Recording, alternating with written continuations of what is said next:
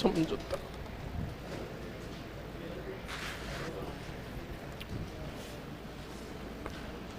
पिछली वाली क्लास में मैंने आपको बताया था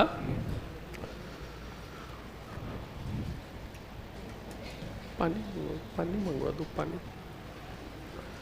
पिछली वाली क्लास में मैंने आपको बताया था जयचंद गैडवाल और पृथ्वीराज के बीच में संघर्ष के कारण बताया था। तो अब सुनो और समझ लो अच्छे से, पृथ्वीराज और जयचंद के बीच में संघर्ष का कारण क्यों हुआ था। एक तो मैंने बताया था आपको दिल्ली को लेकर संघर्ष, और दिल्ली मिला किसको, पृथ्वीराज चौहान को। और जब पृथ्वीराज चौहान को दिल्ली मिला तो बिल्कुल जयचंद गढ़वाल उनका प्रतिद्वंदी बन गया, विरोधी बन गया। ध्यान रखें इस बात को।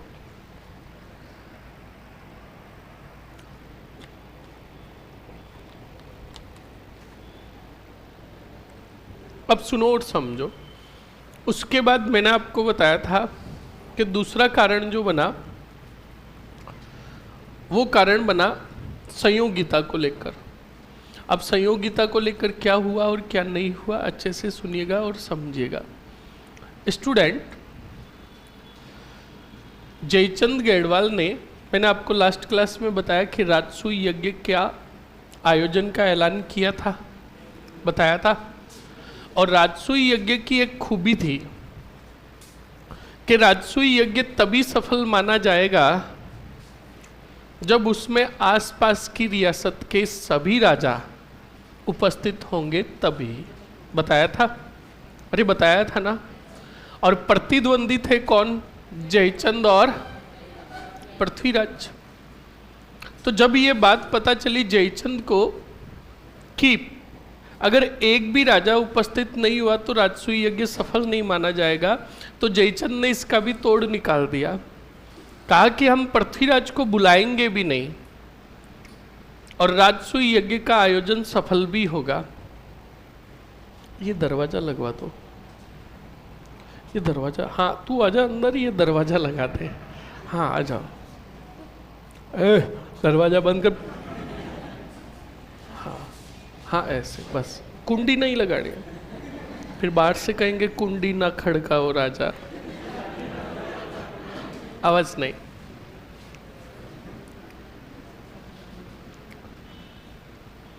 अब मौसम बड़ा गजब का है, ध्यान रखिएगा, धूप में बाहर कम जाए वरना आपकी शक्ल वेस्ट इंडीज के प्लेयरों से मिलेगी, ध्यान रखना। वैसे भी हम बहुत गोरे हैं, हाँ ध्यान रखें इस बात को। इस गोरेपन पे कालापन आना नहीं चाहिए। और विशेषकर ध्यान रखें इन दिनों डव साबुन का ही प्रयोग करें, दूसरे साबुनों का प्रयोग नहीं करें। आवाज कम आ रही है, हाथ कम आ रही, तुम चुप रहोगे तब आवाज आएगी। सही है, थोड़ी सी, अब सही है ना, बढ़ाई नहीं बेटा कह रहे अब सही है, थोड़ी सी बढ़ा दो, थोड़ी सी, अब ठीक है, ओके। अब सुनो और समझो स्टूडेंट अच्छे से।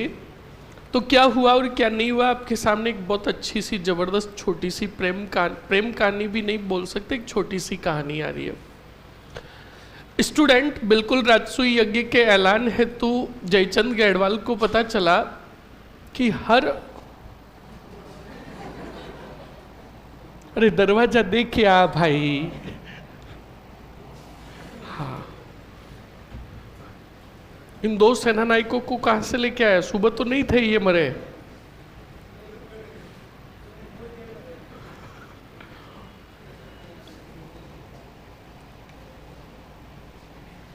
चलो तो सुनिएगा स्टूडेंट, जयचंद ने ऐलान किया कि राजसूय यज्ञ जरूर होगा।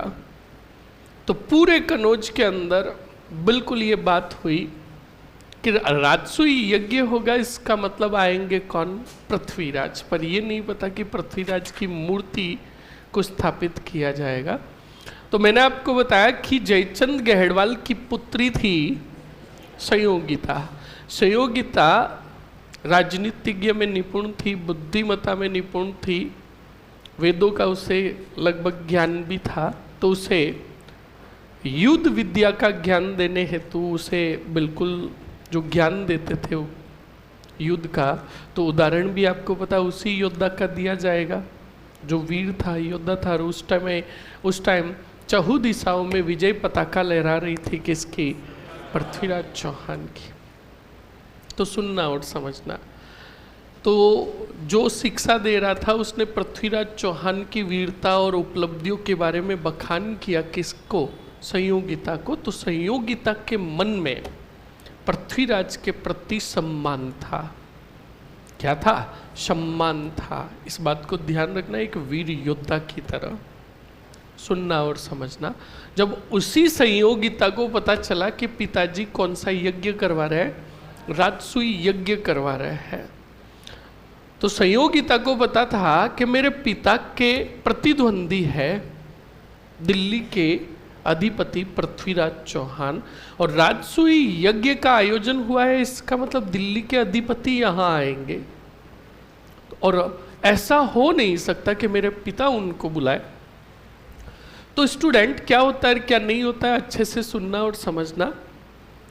बुलाया गया, संयोगिता चलकर जयचंद गहड़वाल के पास आई, अपने पिता के पास आई और पिता को आकर कहा कि पिताजी, हमने सुना है कि आप राजसूय यज्ञ का आयोजन करवा रहे हो।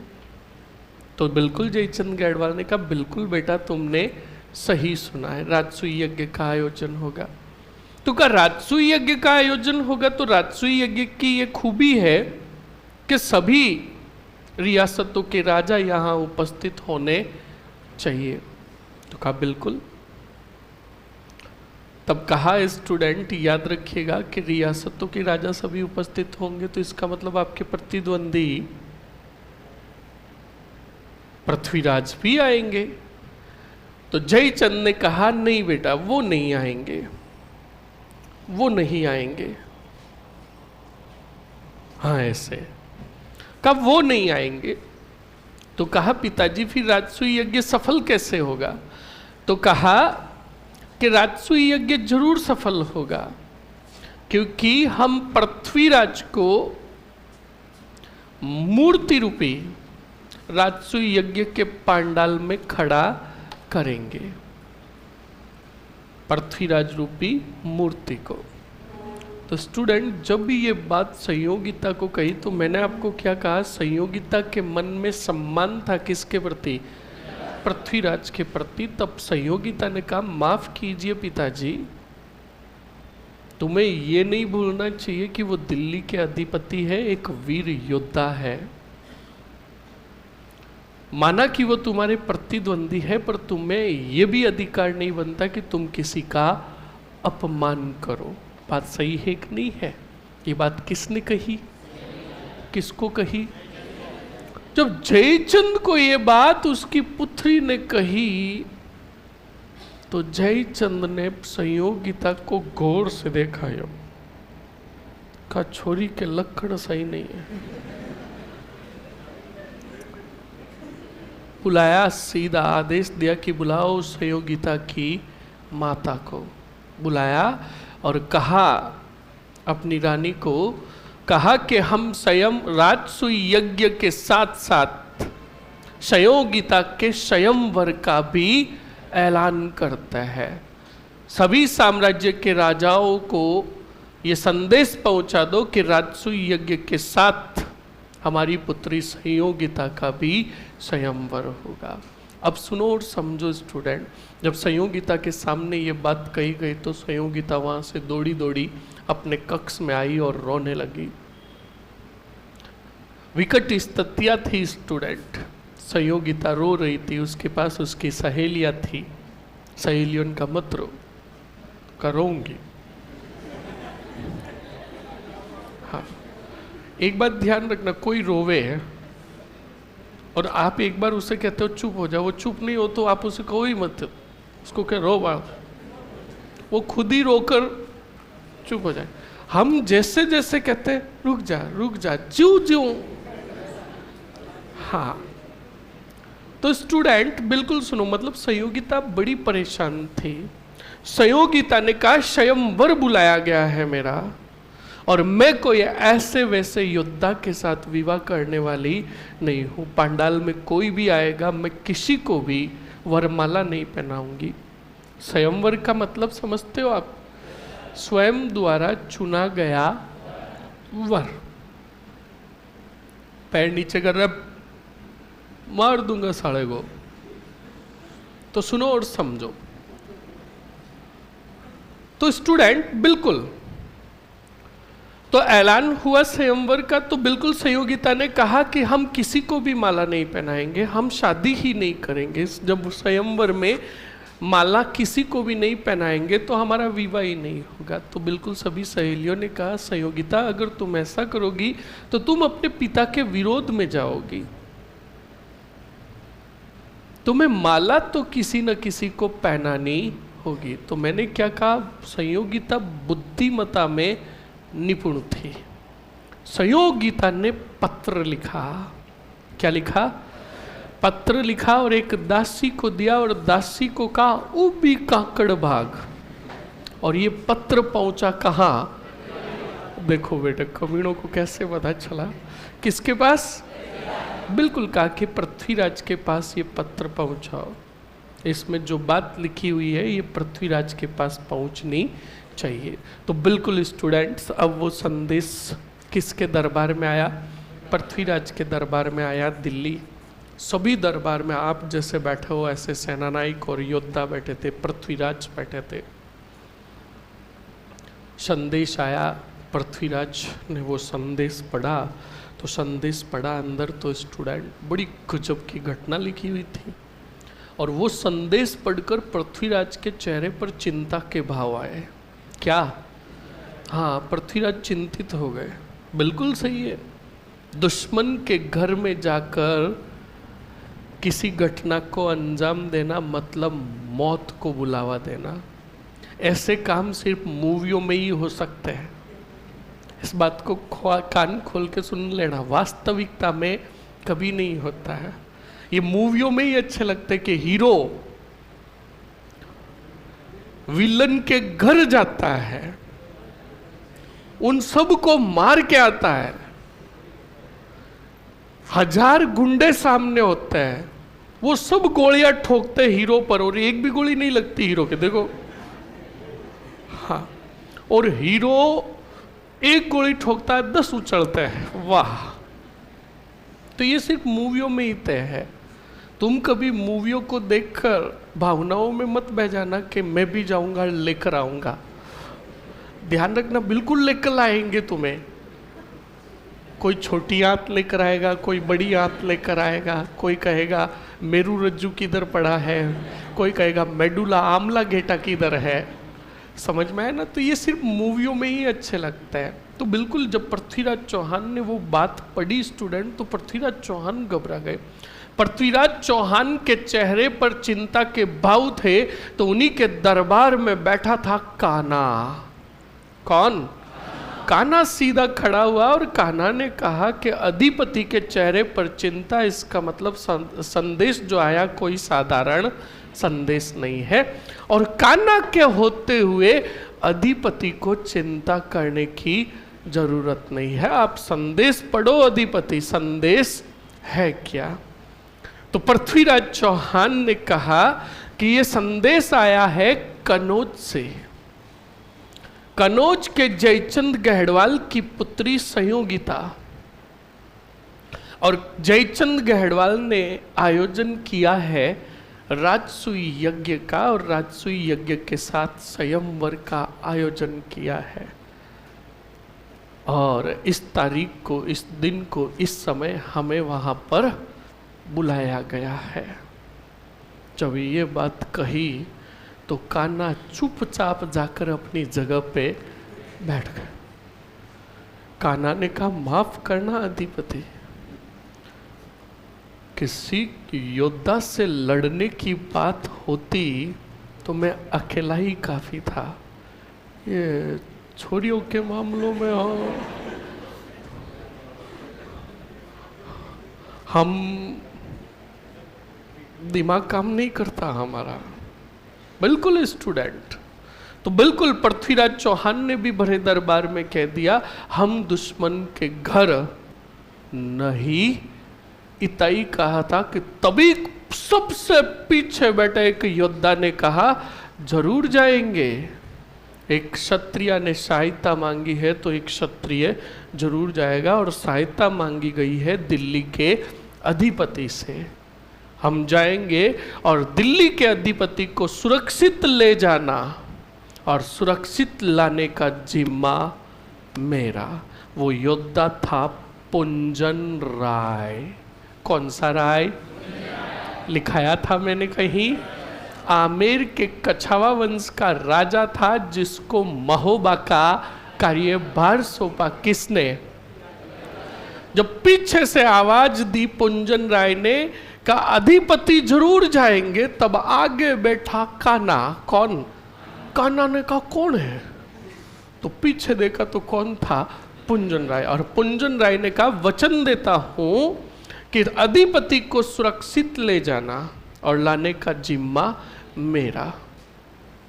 और बिल्कुल पृथ्वीराज चौहान, पहले कहते थे ना स्टूडेंट, अब तो आदमी की बातें ही अलग है, ये बात कान खोल के सुन लेना। पहले के लोगों की बात के बारे में, वचन के बारे में कहा जाता था प्राण जाए पर वचन न जाए। और बिल्कुल पुंजन राय ने वचन दिया था कि हम वचन देते हैं कि अधिपति को सुरक्षित लेकर जाएंगे और सुरक्षित लेकर आएंगे। तो बिल्कुल पृथ्वीराज चौहान ने भी कहा कि वचन दिया है पुंजन राय ने तो हम जरूर जाएंगे। कहाँ? कनौज। तय तारीख के दिन जाने की तैयारियां शुरू करो। ज्यों ही पृथ्वीराज दरबार से गए, दौड़ कर गए कान्हा, और कान्हा ने गुद्दी पकड़ी किसकी? पुंजन राय का। तू सबको मराएगा, दुश्मन के घर में जाना। तब पुंजन राय ने कहा राव क्या सॉरी कान्हा, चिंता मत करो, एक भी योद्धा का बाल भी बांका नहीं होगा। ये कहकर चला गया कौन? पुंजन। कान्हा ने कहा सब मरेंगे, एक भी जिंदा नहीं बचेगा। तब जाते हुए पुंजन राय ने कहा तुम चलोगे या नहीं चलो? कहा नहीं चलूंगा। किसने कहा? कान्हा ने। पर स्टूडेंट, अधिपति जाए और कान्हा नहीं जाए, ऐसा हो सकता है क्या? हाँ, तो सुनो और समझो। तय तारीख के दिन पृथ्वीराज चौहान को लेकर रवाना हुआ कौन? बोलो। पुंजन राय लेकर रवाना हुआ और बिल्कुल पूरा सैन्य दल आ रहा था। अब आने दो, दिल्ली से किधर? कनौज की तरफ, क्योंकि आने में टाइम लगेगा रास्ते में। अब इधर आ जाओ। कहाँ? कनौज। कनौज में देखते हैं क्या हो रहा है। उधर से पृथ्वीराज आ रहे हैं रास्ते में घोड़े नाट्यरंबा को लेकर, आने दो उनको। तो स्टूडेंट, अब कनौज में देखो जयचंद गहड़वाल ने क्या किया। राजसूय यज्ञ का सफल क्या हो गया? आयोजन हो गया। ज्यों ही राजसूय यज्ञ का आयोजन हुआ, पृथ्वीराज चौहान की वही मूर्ति द्वार के पास खड़ी की गई, द्वारपाल बनाकर। सभी योद्धाओं ने आते समय देखा पृथ्वीराज की मूर्ति को द्वार के पास द्वारपाल के रूप में, तो सब हंसे, हंसी मजाक उड़ाई। राजसूय यज्ञ का आयोजन पूर्ण हुआ। संयोगिता वरमाला लेकर आई और संयोगिता ने पहले ही पूरा पत्र में लिख दिया था कि मैं किस घटना को अंजाम देने वाली हूं, कितने बजे होगा ये, तय समय पर बस तुम आ जाना। तो बिल्कुल स्टूडेंट संयोगिता वरमाला लेकर आई। उस पंडाल के अंदर सभी राजा और आसपास के राजकुमार खड़े थे। वहीं पर जो ज्योतिष था, उस ज्योतिष ने कहा बेटा संयोगिता, ये तुम स्वयं का अधिकार है स्वयंवर के तहत कि इस पंडाल में उपस्थित जो भी राजा तुम्हें पसंद है उस राजा के गले में वरमाला पहना दो, वो तुम्हारा जीवन साथी बन जाएगा, तुम्हारा पति बन जाएगा। और उसी पंडाल में मूर्ति थी किसकी? पृथ्वीराज चौहान की। तो संयोगिता घूमी और घूमी और घूमकर आकर पृथ्वीराज चौहान की मूर्ति के पास खड़ी हो गई और उसे पहना दी क्या? माला। सुनते रहो, अभी पृथ्वीराज आए नहीं, वो आ रहे हैं अब, और नट्टीरंबा की स्पीड तेज कर दी। सुनते रहो। अब ज्यों ही वरमाला संयोगिता ने पहनाई किसको? पृथ्वीराज की मूर्ति को। तो आपको पता है, सबको पता था कि पृथ्वीराज प्रतिद्वंदी है किसके? जयचंद के। तो बताओ, वहां पर जयचंद भी उपस्थित। एकदम सन्नाटा छा गया और जयचंद का बड़ा अपमान हुआ। वह सब देखने लगे जयचंद की तरफ। जयचंद को बड़ा बुरा लगा, तो जयचंद वहां से तलवार निकालकर भागा किसकी तरफ? संयोगिता की तरफ। और ज्यों ही भागकर आए, मारने लगे।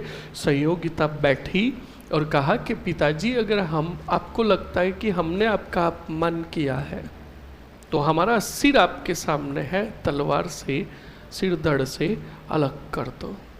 हमने तो ज्योतिष की बात का पालन किया है। अब जयचंद तलवार लेकर भागा किस तरफ? कहा, तूने क्या कहा? ये तेरा नाम ले रही है। तो बिल्कुल उस ज्योतिष ने कहा, जयचंद तुम अपने ही षड्यंत्र में फंस गए। स्वयंवर के तहत ये संयोगिता का अधिकार था कि इस पांडाल में उपस्थित कोई भी राजा अगर पसंद आए तो उसे वरमाला पहनाएगी तो वो उसका पति बन जाएगा। इसी पांडाल में देखो मूर्ति है किसकी? पृथ्वीराज की। और संयोगिता ने पृथ्वीराज को अपना पति के रूप में चुन लिया। भलाई इसी में है कि पृथ्वीराज को अपना दामाद स्वीकार करो। तब बिल्कुल जयचंद ने कहा, ये मेरे जीते जी तो कभी भी हो नहीं सकता। तभी वहां पर अचानक सैन्य दल आता है और सैन्य दल लेकर आता है पुंजन राय। कौन? हाँ, पहले सैन्य दल आता है और सबसे लास्ट में खड़े रहता है कान्हा। कान्हा ने कहा, मैं आगे नहीं आऊंगा। कान्हा सबसे लास्ट में खड़े थे। कान्हा ने कहा, ज्यों ही उधर बंदोली निकलेगी मैं अधिपति को लेकर भाग जाऊंगा, मरने दो पुंजन राय को, गिरे मॉल ली क्यों, है ना। तो स्टूडेंट, पुंजन राय आया, पुंजन राय के साथ सैन्य दल आया। सैनिक सभी यूं हटे, सभी बीच में से यूं हटे, रास्ता दिया। तब बीच में घोड़ा लेकर आए कौन? पृथ्वीराज चौहान आगे आए। और पृथ्वीराज चौहान ने आकर, अब वहां पर सभी तो खड़े ही थे, पृथ्वीराज चौहान ने आकर कहा कि हमने सुना है राजसूय यज्ञ का आयोजन हुआ है और राजसूय यज्ञ में राजकुमारी का स्वयंवर भी हुआ है। और सुनने में आया है कि स्वयंवर में पति के रूप में हमें चुना गया है, तो हम अपनी होने वाली रानी को लेने आए हैं। संयोगिता वहां से भागी और आकर घोड़े पर और पृथ्वीराज लेकर निकल गए। कान्हा ने कहा, जल्दी आ जाओ। बिल्कुल, अब सैनिक के बीच में से निकल गए कौन?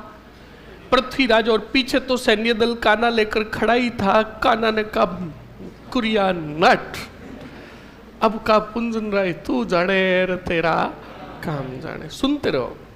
अब बिल्कुल ज्यों ही पृथ्वीराज निकले, वो सैन्य दल वापस आड़े आकर खड़ा हो गया। अब बताओ, क्या जयचंद चुपचाप रहेगा क्या? जयचंद तलवार लेकर बढ़ा और उसके सैनिक बढ़े। तब पुंजन राय ने कहा, रुक जाओ जयचंद, हम कुछ कहना चाहते हैं। जयचंद रुक गया वहीं पे। कहा कि जयचंद, हमने सुना है तुम बहुत बड़े वीर योद्धा हो, कनौज के राजा हो, बड़े पराक्रमी हो, तुम्हारा भुजबल बड़ा खतरनाक है। अगर मर्द हो, वीर योद्धा हो, तो सीने पर वार करना, पीठ पीछे वार मत करना। ये कहकर वो खुद भी घूम गए और पूरे सैनिक घूम गए। समझ में आया कुछ? हाँ, देखो, दरबार पूरा खड़ा था किसका? जयचंद का। सैनिक पूरे खड़े किसके? जयचंद। आसपास की रियासतों के राजा खड़े। अब जयचंद अगर एक भी कदम आगे बढ़ाए तो पुंजन राय के बोल क्या थे?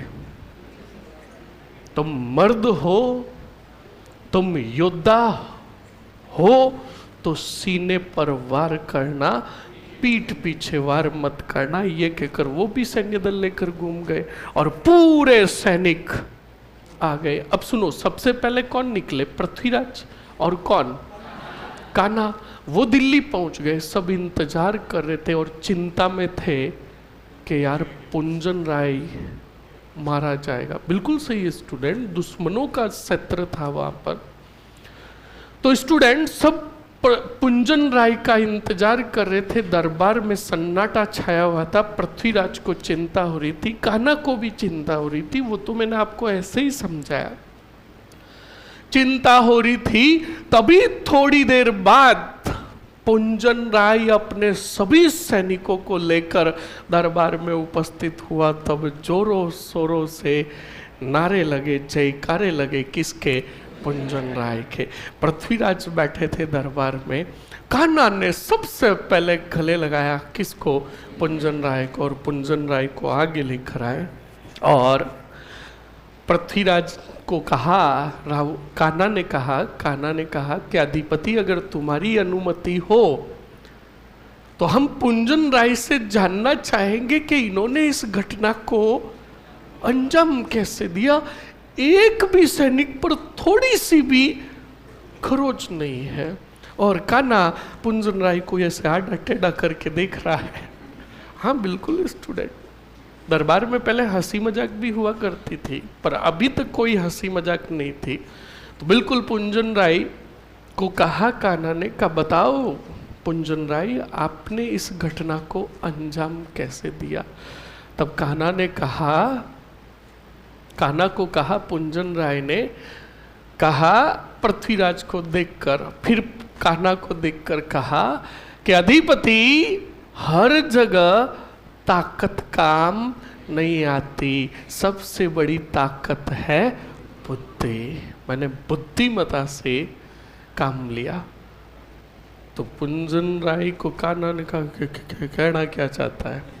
तो कहा सुनो कान्हा जी, हमने कैसे अंजाम दिया कि जब पृथ्वीराज सहयोगिता को लेकर निकले तब पूरा दरबार और दरबार में आसपास की रियासतों के राजा खड़े थे। हमने बस इतना ही कहा कि जयचंद तुम वीर योद्धा हो, हमने सुना है, मर्द हो तो सीने पर वार करना, पीठ पीछे वार मत करना। तभी कान्हा ने कहा ये कहकर तुमने अपनी पोजीशन चेंज कर दी और पीठ दिखाई किसको? तो पुंजन राय ने कहा सही पकड़े हो। तो बिल्कुल वहाँ पर जयकारे लगे और पुंजन राय को कान्हा ने कहा कि तुम्हारी बात सच्ची है, हर जगह ताकत काम नहीं आती, काम आता है दिमाग। तब पुंजन राय ने कहा ऐसे काम खूब किए हैं। कान्हा को कहा ऐसे काम खूब किए, एक्सपीरियंस बोलता है। अगर तुम्हारा भी कहीं चक्कर चल रहा हो तो बता देना। हाँ, अब ऐसे हंसी मजाक हुआ करती थी पहले दरबार में भी। तो अब सुनो, ये तो हुआ ठीक है, मतलब संयोगिता को लेकर आए पृथ्वीराज और बाद में गंधर्व विवाह बोला ना, तो क्या होता है गंधर्व विवाह? सुनो, वहां से संयोगिता को लेकर आए और आसमां, पृथ्वी और इस प्रकृति को साक्षी मानकर पृथ्वीराज ने अपनी जीवन संगनी के रूप में स्वीकार किया। किसको? उसे कहा गया गंधर्व विवाह। समझ में आया कि नहीं आया? अरे समझ में आया ना, इस बात को ध्यान रखिएगा। उसके बाद बिल्कुल विधि विधान पूर्वक दिल्ली लाकर विवाह हुआ, पर बाद में वो हुआ फेरे वगैरह जो भी तुम कहते हो। अब सुनो, ये तो दृश्य इधर का, उधर कुछ भी हो, जयचंद की बेइज्जती हुई कि नहीं हुई? तब जयचंद गहड़वाल ने कहा कि जयचंद के जीने का सार्थक कारण एक, पृथ्वीराज की बर्बादी। और बिल्कुल उसने ये बदला भी लिया। कैसे? जब आया था मोहम्मद गोरी, तब उसने की थी मोहम्मद गोरी की सैनिक। बोलो समझ में आया कि नहीं आया? लिख लो जल्दी से।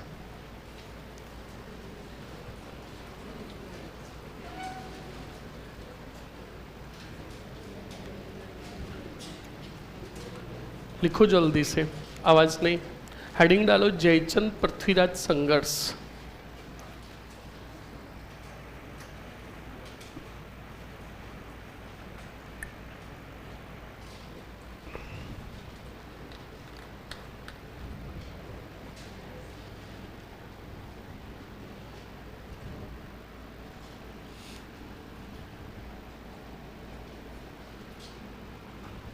क्या लिखा? संघर्ष सीधा लिखो कारण।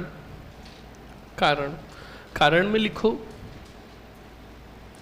दिल्ली साम्राज्य को लेकर दोनों के मध्य संघर्ष।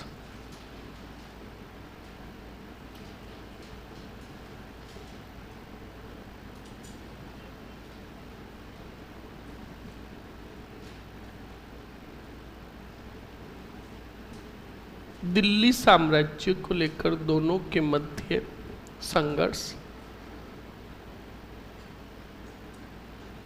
दूसरा लिखो,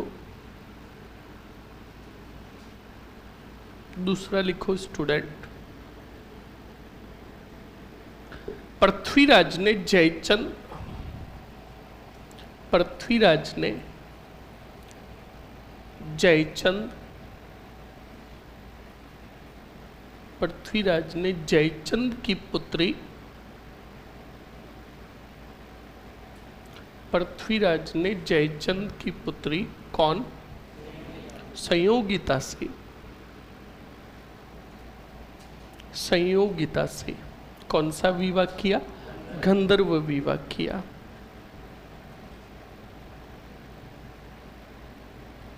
कितने कारण हो गए? 2। अब सीधा लिखो अगले पॉइंट में, जयचंद गहड़वाल ने, जयचंद गहड़वाल ने तराइन के दूसरे युद्ध में, तराइन के दूसरे युद्ध में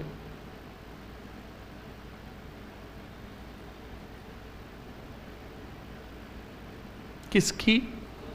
मोहम्मद गोरी की, मोहम्मद गोरी की मदद की।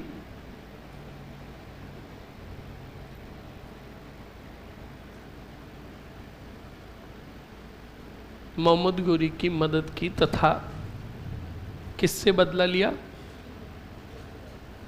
पृथ्वीराज से बदला लिया।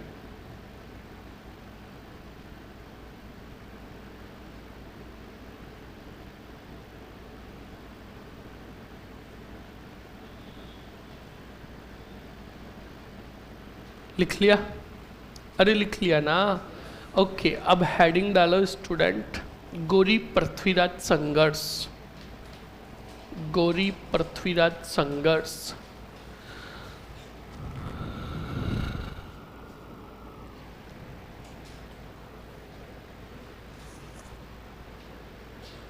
कितने युद्ध हुए तेरे? 2। कौन से? सुनो अब अच्छे से, ऐसे तो युद्ध खूब हुए। कुछ इतिहासकारों ने 21 बताए, किसी ने 23 बताए, किसी ने 20 बताए, किसी ने 18 बताए। समझ में आया ना? तो युद्ध ये मान सकते कि छोटे मोटे दोनों के मध्य खूब सारे युद्ध हुए, पर प्रमुख रूप से और निर्णायक युद्ध कितने थे? 2। एक तराइन का प्रथम युद्ध और एक तराइन का दूसरा युद्ध। कंप्लीट ना? तराइन के प्रथम और द्वितीय युद्ध के बारे में अभी हम पढ़ेंगे। तो सबसे पहले सुनो हुआ क्या था।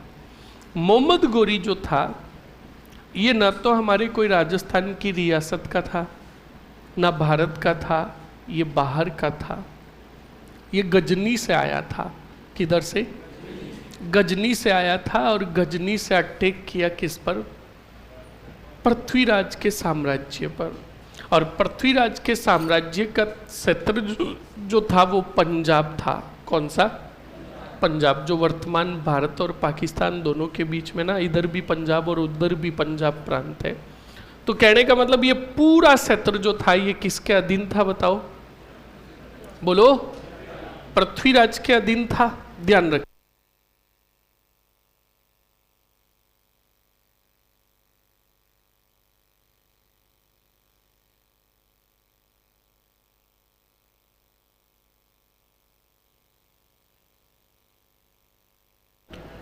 तो सुनो और समझो, आवाज नहीं,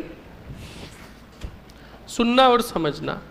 तो स्टूडेंट, पंजाब प्रांत को मोहम्मद गोरी ने जीत लिया किससे? पृथ्वीराज से।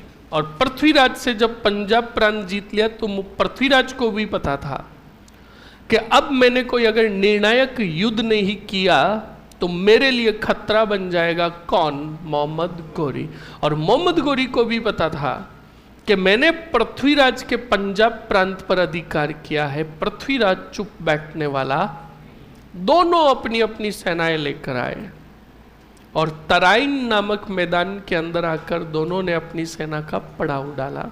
और ये तराइन जो है, वर्तमान में मैं बात करूं तो हरियाणा के अंदर, और हरियाणा में एक जिला है करनाल। कौन सा? उसी करनाल के अंदर है तराइन। समझ में आ गया? उसी तराइन के अंदर पृथ्वीराज और मोहम्मद गोरी की सेना के मध्य भयंकर युद्ध हुआ। उस युद्ध में पृथ्वीराज की तरफ से पिथौरागढ़ का किलेदार लड़ रहा था जिसका नाम था गोविंद राय। कौन सा राय? गोविंद राय बड़ी वीरता का परिचय दे रहा था, मोहम्मद गोरी के सैनिकों को मौत के घाट उतार रहा था। मोहम्मद गोरी की नजर पड़ गई किस पर? गोविंद राय पर। उन्होंने पता किया कि गोविंद राय हमारे काफी सैनिकों का पाप काट रहा है। तब मोहम्मद गोरी ने भाला फेंका किसके ऊपर? गोविंद राय के ऊपर। तब कहा जाता है कि उस गोविंद राय के ऊपर जो भाला फेंका गया था उसकी दिशा ही बदल गई, मतलब दिशाहीन हो गया भाला और घूमता हुआ आकर लगा किसके? बोलो, गोरी के नहीं। गोरी ने तो फेंका भाला किसके ऊपर? गोविंद राय पर। और बैठे कह रहे वापस आकर इसके लगा। गजब के हो रहे। ये साउथ वाले ही है। हाँ, साउथ वाली मूवी के तुम हीरो हो। साउथ वाला हीरो जब विलन के डॉक्सिंग मारता है तो विलन देखो दीवार के बचेड़ खाकर वापस उस हीरो के सामने ही जाता। वाह, गुरुत्वाकर्षण बल, ग्रेविटी वगैरह सब फेल। अभी बंद हो जाता है। ये भी कह रहा है छुओ ना, छुओ ना। हाँ, इस बात को ध्यान रखना। हाँ, बिल्कुल फैक्ट है। अभी ये 3 सेकंड में अगर इसको हाथ नहीं लगाते तो बिल्कुल बंद हो जाता है। यही तो चीज़ है, टेक्निकल चीज़ है। जैसे हमारी फ़ोन की स्क्रीन होती है, 5 सेकंड तक छेड़ा छेड़ी नहीं करते तो ये क्या होती है? हाँ, तो ये ऐसे भी कह रहा मैं आधे घंटे से पढ़ा हूँ, कुछ लिख ही नहीं रहे हो, तभी इसने कहा छुओ ना, छुओ ना, वरना मैं बंद हो जाऊंगा। तो सुनो और समझो। तो स्टूडेंट, गोविंद राय जो था, गोविंद राय के ऊपर भाला फेंका तो भाला दिशाहीन हो गया। और दिशाहीन होता हुआ, दिशाहीन का मतलब सीधा नहीं जाकर लगा, घूमता हुआ जाकर चेहरे पे लगा गोविंद राय के। और जब गोविंद राय के भाला लगा तो गोविंद राय वहां पर एकदम अचानक गिर गया, क्योंकि अचानक भाला आकर लगा था मुंह पे। और जब गोविंद राय गिरा और जब वापस उठा और मुंह पे ऐसे हाथ रखा और रखा हुआ था और देखा ऐसे, तो 3-4 दांत टूट गए थे, इतना भाला जोर से लगा था। तब गोविंद राय को बड़ा भयंकर गुस्सा आया। गोविंद राय इधर उधर देख रहा था, तभी नजर पड़ी किस पर? गोरी पर। गोरी हंस रहा था। गोरी ने इशारों में कहा किसको? गोविंद राय को। का गिन ले कितने टूटे, और हंस रहा था। तभी गोविंद राय को गुस्सा आया। गोविंद राय ने बाण निकाला और छोड़ा किस पर? गोरी पर। गोरी दांत निकालता ही रह गया और वो तीर जाकर लगा किसके? और गोरी हाथी से नीचे। जब गोरी गिर रहा था तो गोरी के सैनिकों ने गोरी को गिरते हुए देख लिया, मोहम्मद गोरी को। तो सैनिकों ने कहा काका जी तो गए, अब यहाँ से भागने में ही भलाई है। और मैंने आपको पहले ही बता दिया है, युद्ध कब तक चलता, जब तक उसका नेतृत्व करता या तो मारा जाता या पकड़ा जाता या घायल हो जाता और होश नहीं रहता, तब तक ही योद्धा युद्ध लड़ते। अगर सैनिकों को पता चल जाता कि हमारा नेतृत्व करता पकड़ा गया, घायल हो गया, तो वो फिर रण क्षेत्र छोड़कर भाग जाते। तो मोहम्मद गोरी के सैनिक गोरी के घायल होने के बाद रण क्षेत्र छोड़कर भागने लगे। भागते हुए सैनिकों ने कहा दफनाने के लिए चाहिए तो होगा ना। भागते हुए लेकर भाग गए किसको? गोरी को। और जब भागे थे स्टूडेंट तो बिल्कुल गोविंद राय ने थोड़ी देर तो पीछा किया और भागते हुए गोरी को देखा और सैनिकों को देखा तो अपने सैनिकों को कहा देखो दुश्मन रण क्षेत्र छोड़कर भाग रहा है, बोलो राम नाम सत्य है। बिल्कुल स्टूडेंट, ये सबसे बड़ी कमजोरी थी पृथ्वीराज चौहान की। कान खोल के सुन लेना, दुश्मन को कभी भी कमजोर समझना नहीं चाहिए। यही सबसे बड़ी भूल थी पृथ्वीराज चौहान की, क्योंकि उन्होंने तराइन के युद्ध में दुश्मन को जिंदा जाने दिया। समझ में आया कि नहीं आया? और देखना वापस आगे जब तराइन का दूसरा युद्ध होगा तब क्या होगा और क्या नहीं होगा, सुनो और समझो। मोहम्मद गोरी को वहां से जिंदा बचाकर ले जाया गया, गजनी लेकर आए, इलाज करवाया, गोरी को होश आया। होश आते ही गोरी ने कहा कहाँ हूं मैं? तो सैनिकों ने कहा आप यहाँ गजनी में हो और सही हो। युद्ध में बाकी किधर फाड़ रहे थे तुम, जो ये तीर आकर लगा? तब गोरी ने बात बताई, कहा क्या करूं, मैं दांत निकाल रहा था। क्या निकाल रहा था? किसी पर दांत निकाल रहा था। मुझे क्या पता कि मेरे पूरे दांत निकल जाएंगे। तीर आकर लगा, फिर क्या हुआ मुझे तो पता नहीं, तुम ही लेकर आए हो। पर सुनो, गोरी ने क्या कहा? गोरी को जब ले जाया गया गजनी तो गोरी को होश आया तो गोरी ने सबसे पहले सैनिकों को कहा हम कहाँ हैं? तो कहा सुल्तान तुम चिंता मत करो, सुरक्षित स्थान में हो, तुम गजनी में हो। गोरी को पूछा, गोरी ने पूछा अपने सैनिकों को कि युद्ध के परिणाम? तो कहा हमारी हार हुई, पंजाब प्रांत भी हमारे हाथों से निकल गया। तो याद रखना स्टूडेंट, गोरी ने क्या कहा?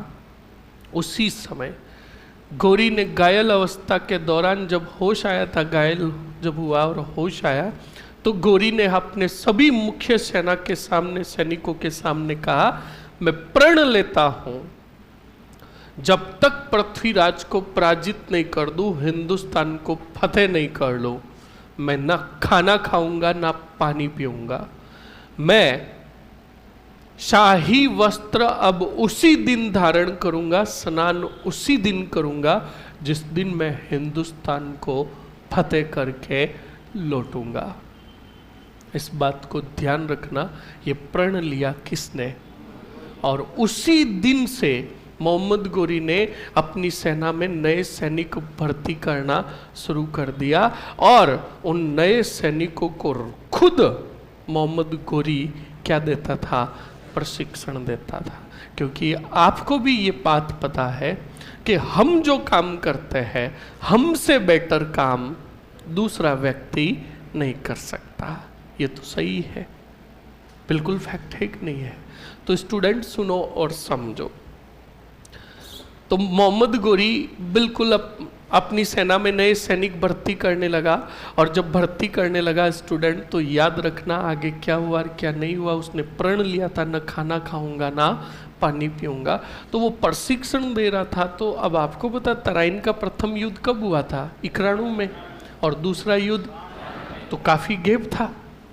हम ये माने कि भाई तराइन का प्रथम युद्ध सितंबर में भी हुआ हो और दूसरा युद्ध 92 फरवरी मार्च में भी हुआ हो, तो काफ़ी समय गैप था और इतने दिनों तक कोई योद्धा भूखा प्यासा नहीं रह सकता। पर मोहम्मद गोरी सुनो, भूखा प्यासा प्रारंभिक समय में रहा, कुछ दिनों तक रहा, पर वो ज्यों ज्यों कमज़ोर होता गया, दुर्बल होता गया। सही है, खाना नहीं खाएगा पानी नहीं पिएगा तो कमज़ोर होगा।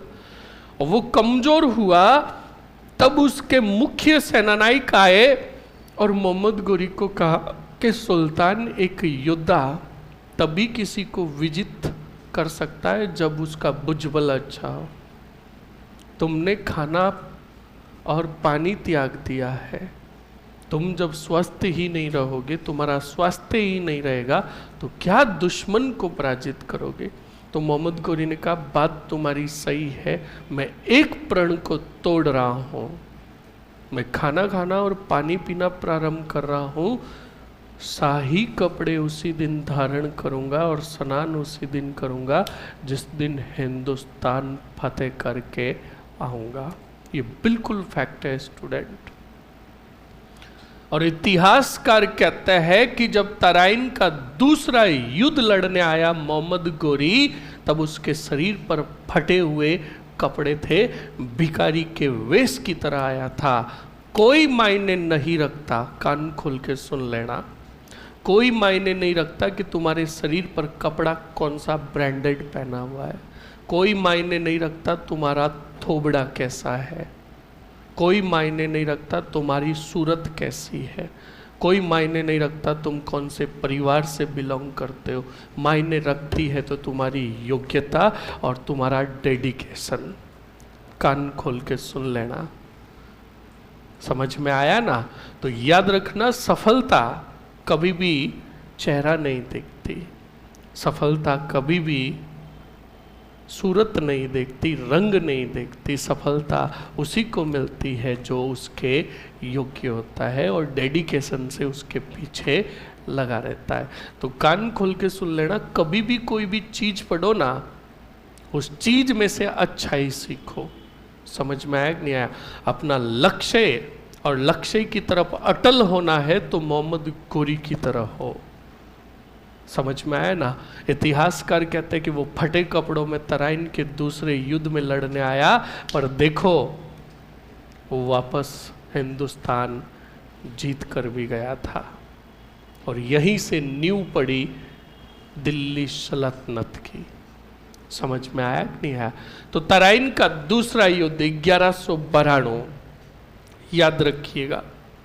मोहम्मद गोरी प्रथम युद्ध हार रखा था, सैन्य दल बहुत बड़ा था, उसने 10,000 सैनिकों को तराइन के मैदान से लगभग 20-25 कोस दूर बिठाया और उन 10,000 सैनिकों को कहा कि जब हमारा संदेश मिले तब दुश्मन सेना पर इतना भयंकर आक्रमण करना कि संभलने का मौका ही नहीं मिले। 10,000 हरावल सैनिकों को दूर बिठा दिया, खुद मुख्य सेना लेकर तराइन में आ बैठा। जयचंद को ये बात पता चली तो जयचंद ने सैनिक सहायता भेजी, किसको? मोहम्मद गोरी को। और भी पृथ्वीराज के जो भी विरोधी थे उन सब ने सेना भेजी, किसको? मोहम्मद गोरी को। मोहम्मद गोरी के पास सैन्य दल तो बहुत बड़ा था, पर अंदर ही अंदर डर भी लग रहा था, किसको? गौरी को, क्योंकि इसी तराइन में पिछली बार मरता मरता बचा था। कौन? तब मोहम्मद गोरी ने कहा कि मैं पहले पृथ्वीराज के दिमाग को पढ़ूंगा। तब उसी मोहम्मद गोरी ने एक संदेश वाहक भेजा और संदेशवाहक को कहा कि जाओ पृथ्वीराज के पास ये संदेश लेकर। संदेशवाहक आया, पृथ्वीराज जहाँ अपनी सेना का पड़ाव डाले बैठे थे वहाँ आए और कहा कि गोरी का दूत हूँ, संदेश लेकर आया हूँ। तो पृथ्वीराज के पास लाया गया तो पृथ्वीराज के सभी योद्धा बैठे थे वहाँ पर। पृथ्वीराज ने कहा, संदेशवाहक बताओ क्या संदेश लेकर आए हो?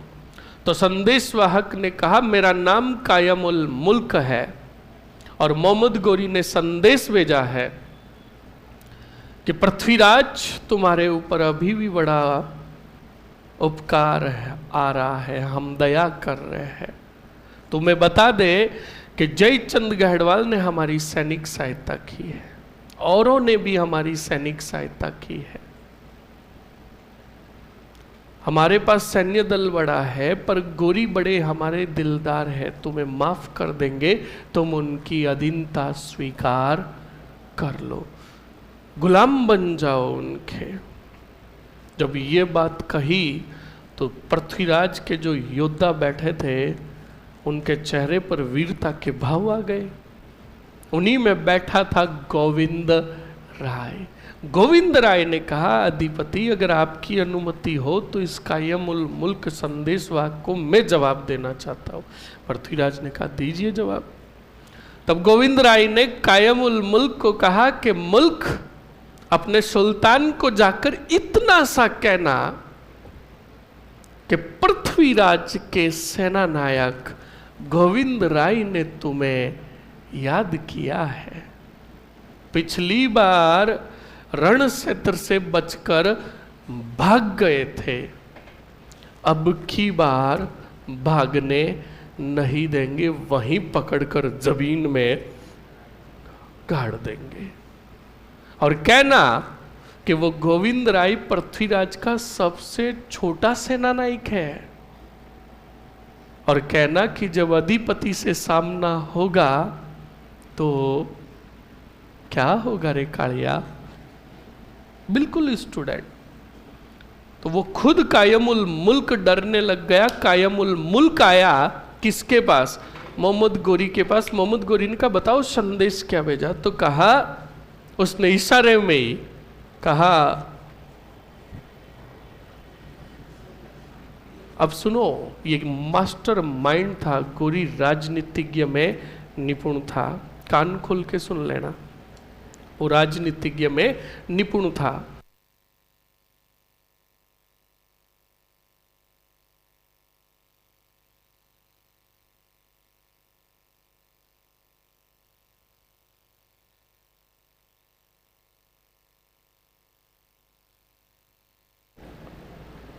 तो सुनना और समझना। तो स्टूडेंट, आगे क्या होता है क्या नहीं होता है। गोविंद राय ने जब कहा, कायमुल मुल्क ने गोरी को कहा कि जमीन में गाड़ने की बात कही, ये मास्टरमाइंड गेम खेल रहा था कौन? मोहम्मद गोरी। मोहम्मद गोरी को यह आभास हो गया कि पृथ्वीराज का ऐसा जवाब आना मतलब हमें टक्कर बड़ी कांटे की मिलेगी, मैं और हार जाऊंगा, और मैं हारना नहीं चाहता। एक और कुछ दिनों बाद संदेशवाहक भेजा। और संदेशवाहक, देखो यही तो षड्यंत्र था। अब संदेशवाहक जिसको भेजा उसको एक बात कही कि संदेशवाहक, तुम जब पृथ्वीराज के शिविर में जाओ तो जाने से आने तक का एक एक दृश्य तुमसे पूछूंगा, एक एक बात पूछूंगा, हर बात को नोटिस करना। कहा ठीक है। संदेशवाहक आया, अब की बार रुकनुद्दीन हमजा। कौन आया?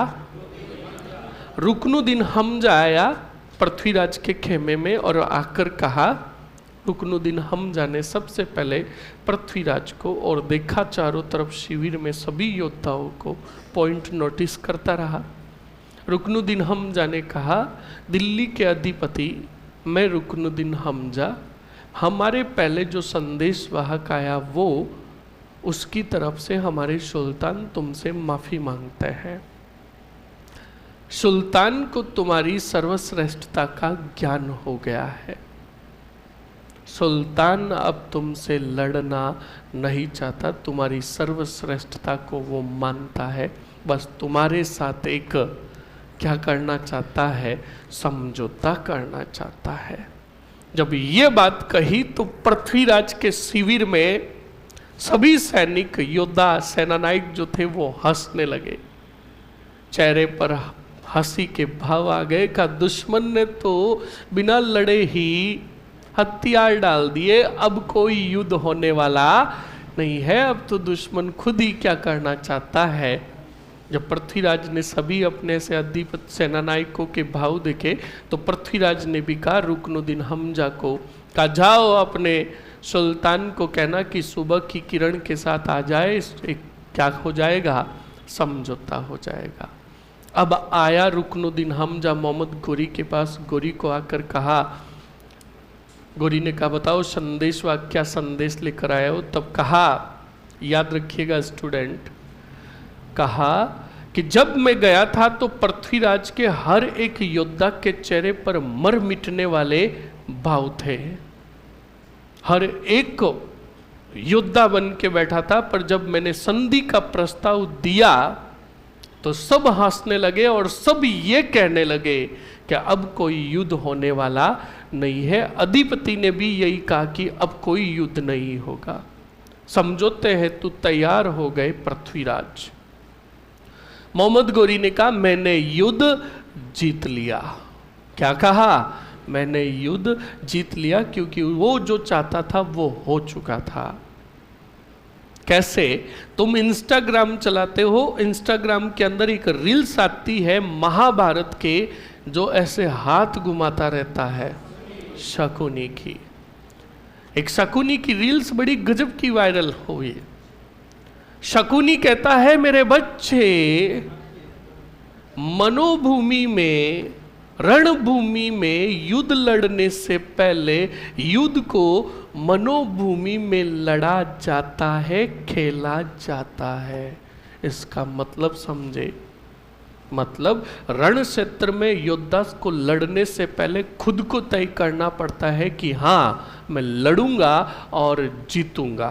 बस इतनी सी बात पर मोहम्मद गोरी ने युद्ध के परिणाम बदल दिए, क्योंकि पृथ्वीराज के खेमे में हर एक सैनिक के माइंड में ये बात फिट कर दी कि युद्ध होने वाला नहीं है। और उधर पूरी रात मोहम्मद गोरी युद्ध की तैयारी करता रहा। पृथ्वीराज के शिविर को चारों तरफ से घेर लिया। पृथ्वीराज के सैनिक मध्य रात्रि तक जश्न मना रहे थे कि युद्ध तो होने वाला नहीं है। और सुबह हुई तब मोहम्मद गोरी ने क्या कर दिया? आक्रमण कर दिया। पहले तो संभलने का मौका नहीं मिला, और जब पृथ्वीराज की सेना संभली, भयंकर युद्ध हुआ दोनों सेनाओं के मध्य। इस युद्ध में याद रखना, आमेर का पुंजन राय, मेवाड़ यानी वागड़ का सामंत सिंह लड़ते हुए वीर गति को प्राप्त हुए। जब स्टूडेंट 10,000 और हरावल योद्धा जो दूर बैठे थे, युद्ध के मध्य भाग के दौरान उन्हें संदेश भेजा गया, तो उन्होंने घूम घूम कर इतना भयंकर वार किया कि पृथ्वीराज को उनके सैनिक लेकर रण क्षेत्र से निकल गए। नजर पड़ गई किसकी? गोरी की। जब पृथ्वीराज को लेकर जा रहे थे तब गोरी ने कहा नहीं चौहान नहीं, तूने जो गलती की वो गलती मैं नहीं करूँगा। अगर मैंने तुझे जाने दिया तो अगली बार मैं बचूंगा नहीं। पीछे आया मोहम्मद गोरी और सिरसा नामक स्थान पर पृथ्वीराज को पकड़ा। वहां पर युद्ध हुआ और लड़ते हुए मारे गए पृथ्वीराज चौहान, इतिहासकार कहते हैं। पर एक इतिहासकार चंद बरदाई कहता है पृथ्वीराज रासों में के नौ सिरसा में पकड़ा था, पकड़ कर ले गया मोहम्मद गोरी कहाँ, और हिंदुस्तान का कार्यभार सौंपा किसने? मोहम्मद गोरी ने कुतुबुद्दीन ऐबक को। किसको? और फिर वहीं पर पृथ्वीराज चौहान ने शब्द भेदी बाणों के माध्यम से मार गिराया। किसको? 4 बांस 24 गज 8 अंगुल पर माण, ता ऊपर बैठो सुल्तान, मत चूके चौहान। समझ में आया कि नहीं आया? अब ये कहानी तो चंद बरदाई की बहुत बड़ी है, पर हमें इतना ही जानना है क्योंकि हमारा कंटेंट पूरा आ गया है। समझ में आया कि नहीं आया? तो पहले यही तय कर लो, ये चीज़ें जो मैंने बताई कोई रात को पृथ्वीराज जी ने आकर मुझे नहीं कहा, या मोहम्मद गोरी ने नहीं कहा कि मैंने 2 दूत भेजे थे।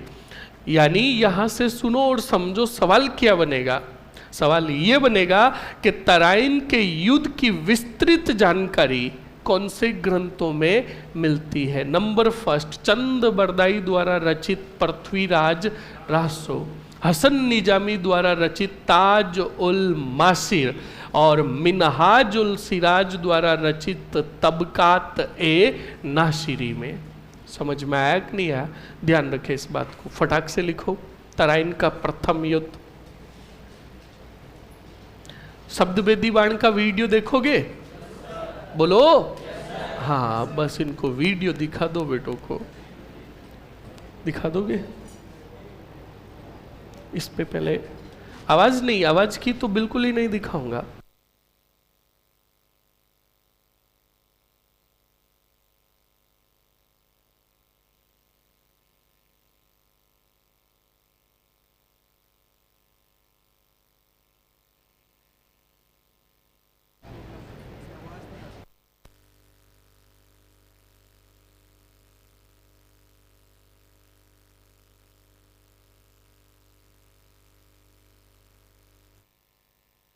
आवाज नहीं, आप लिखो तब तक। लिखो तराइन का प्रथम युद्ध, फास्टली लिखोगे। तराइन का प्रथम युद्ध 1191।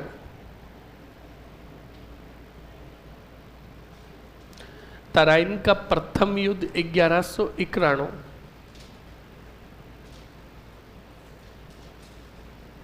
लिख लिया? ओके। लिखो Prithviraj Chauhan versus Mohammad Ghori. Prithviraj Chauhan versus Mohammad Ghori.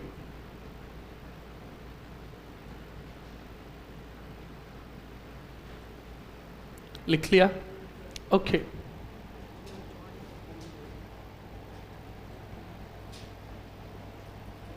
YouTube, हाँ, मोहम्मद गोरी लिख दिया। परिणाम में लिखो किसकी विजय? पृथ्वीराज की विजय। लिख लिया? लिख लिया?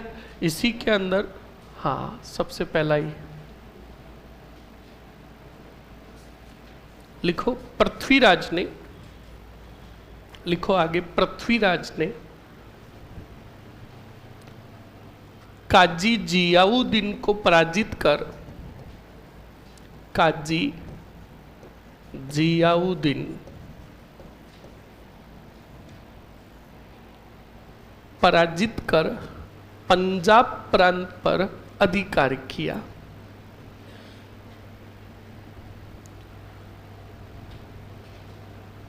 काजी जियाउद्दीन को पराजित कर पंजाब प्रांत पर अधिकार किया।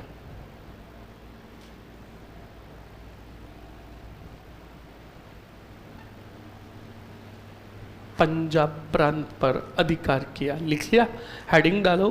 हाँ, एक पॉइंट और लिखो। इस युद्ध में गोविंद राय ने वीरता का परिचय दिया।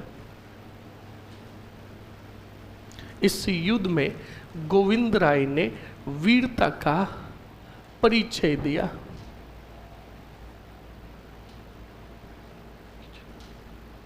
ये नहीं है, दूसरा है।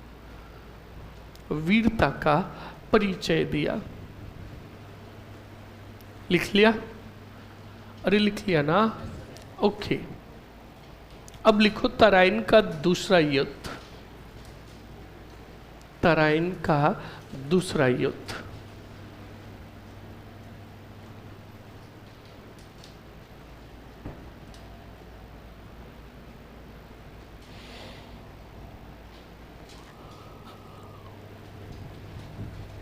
तराइन का दूसरा युद्ध 1192।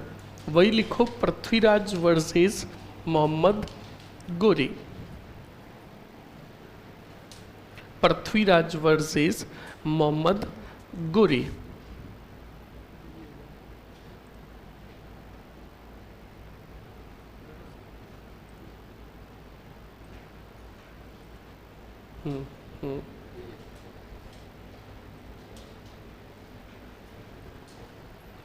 पृथ्वीराज वर्सेस मोहम्मद गोरी। लिख लिया? ओके। परिणाम में लिखो किसकी विजय? हाँ, लिखो गोरी की विजय। और लिखो इसी के नीचे महत्वपूर्ण बिंदु। महत्वपूर्ण बिंदु। महत्वपूर्ण बिंदु में फास्टली लिखो, पृथ्वीराज चौहान की तरफ से, पृथ्वीराज चौहान की तरफ से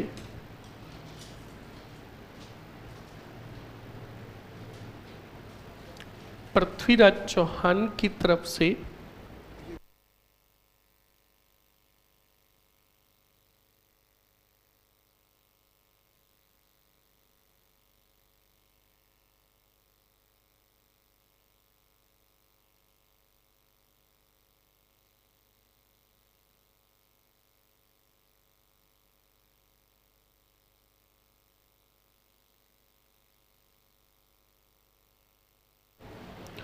हाँ, क्या लिखा? निम्न राजाओं ने भाग लिया। निम्न राजाओं ने भाग लिया। नंबर फर्स्ट, जालोर के समर सिंह। जालोर के कौन से सिंह? समर सिंह। सेकंड, आमेर के कौन से राय? पुंजन राय। थर्ड, जालोर, आमेर और वागड़ कौन से सिंह? सामंत सिंह। पुंजन राय और सामंत सिंह को कोष्टक में बंद कर दे के लिख लेना, लड़ते हुए वीर गति को प्राप्त हुए।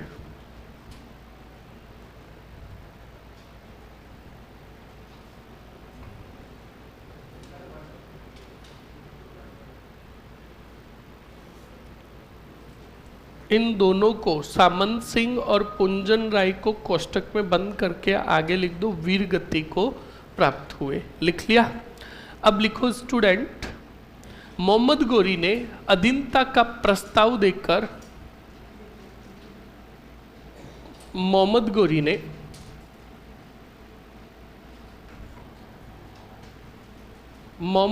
ने अधीनता का प्रस्ताव देकर, अधीनता का प्रस्ताव देकर कायम उल मुल्क को भेजा। कायम उल मुल्क को भेजा तथा कायम उल मुल्क को भेजा तथा समझौते का प्रस्ताव देकर रुकनुद्दीन हमजा को भेजा।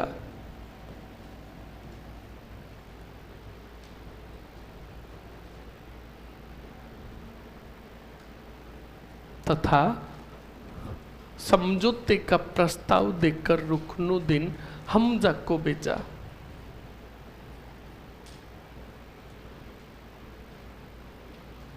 लिख लिया? लिखो, मोहम्मद गोरी ने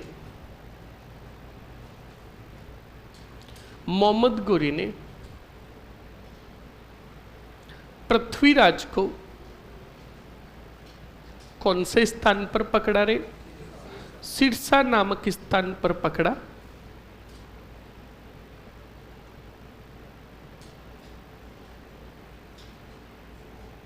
सिरसा नामक स्थान पर पकड़ा तथा चंद बरदाई द्वारा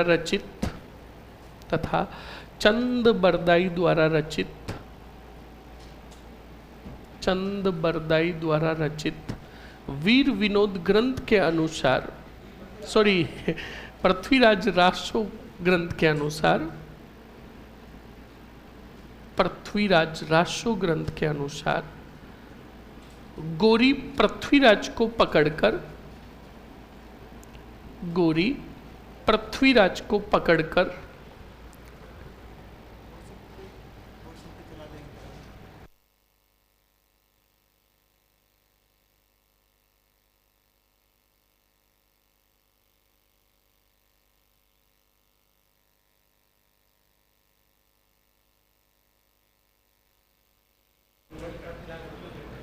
गजनी ले गया। अब लिखो, इस युद्ध का विस्तृत वर्णन निम्न ग्रंथों में मिलता है। इस युद्ध का विस्तृत वर्णन निम्न ग्रंथों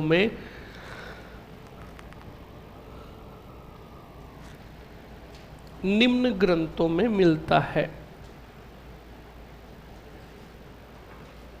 नंबर फर्स्ट लिखो स्टूडेंट,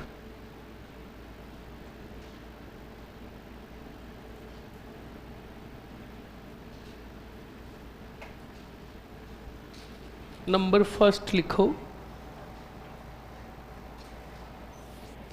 चंद बरदाई का ग्रंथ कौन सा?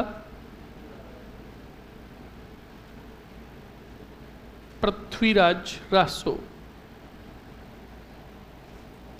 लिख दिया? अगले मैं ही लिखूं वरना तुम कुछ नए ग्रंथ लिख दोगे। हसन निजामी, और हसन निजामी का ग्रंथ था स्टूडेंट ताज उल माशिर। उसके बाद हसन निजामी के बाद मिनहाज उद सिराज। ये ग्रंथ का नाम नहीं है, ये व्यक्ति का नाम है। ऐसे नहीं कि सोचे ये ग्रंथ है। इसने लिखा तबकात ए नाशिरी। लिख लो जल्दी से।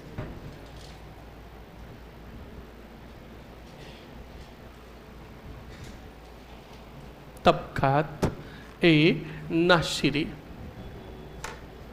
इस पे चल जाएगा, इससे चलाओ। कैसे चलेगा? मैं ले लूंगा आगे, आप लगाओ पहले।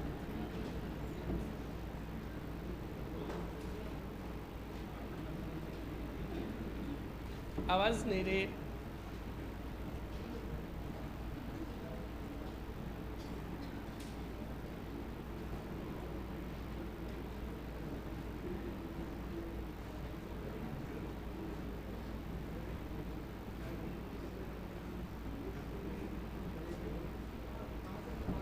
अब आओ। एक बार माइक बंद रखो। माइक बंद ही रखेंगे, टेंशन मत। नहीं रुको, इतना बताना ही नहीं है इनको। आवाज नहीं रहे, वरना अभी देखते ही रह जाओगे।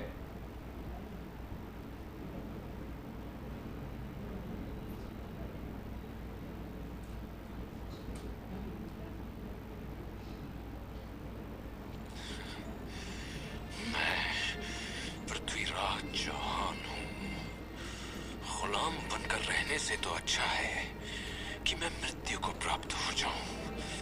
दुष्ट बंदी बना खड़ा है, फिर भी हमें आंखें दिखाता है। 1 मिनट है ना।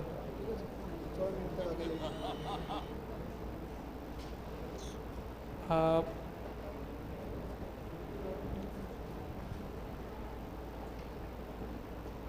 16:04।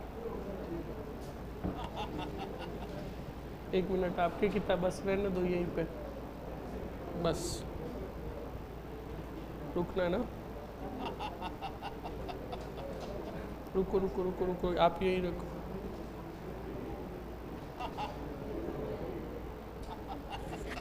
चला दो। आवाज नहीं। पृथ्वीराज, मैं भी तुम्हें माफ कर सकता हूं यदि तुम मेरे गुलाम बनकर रहो। मैं पृथ्वीराज चौहान हूं। गुलाम बनकर रहने से तो अच्छा है कि मैं मृत्यु को प्राप्त हो जाऊं। दुष्ट बंदी बना खड़ा है, फिर भी हमें आंखें दिखाता है। अपनी ये घूरती निगाहों को नीचे कर। गौरी, क्या तू जानता नहीं कि हम एक राजपूत हैं और एक राजपूत की आंखें मौत के बाद ही नीचे होती हैं। सैनिकों, जिन आंखों से ये हमें घूर रहा है, उन आंखों को गरम सलाखों से फोड़ दो।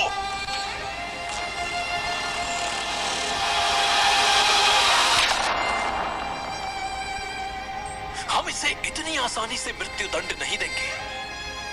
इसे बंदी गृह में डाल दो।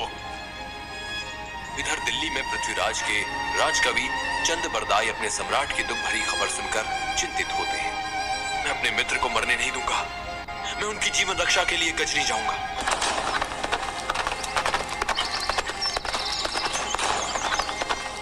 मोहम्मद गौरी, तुमने सम्राट पृथ्वीराज को बंदी बनाकर उनकी आंखें फोड़ दी।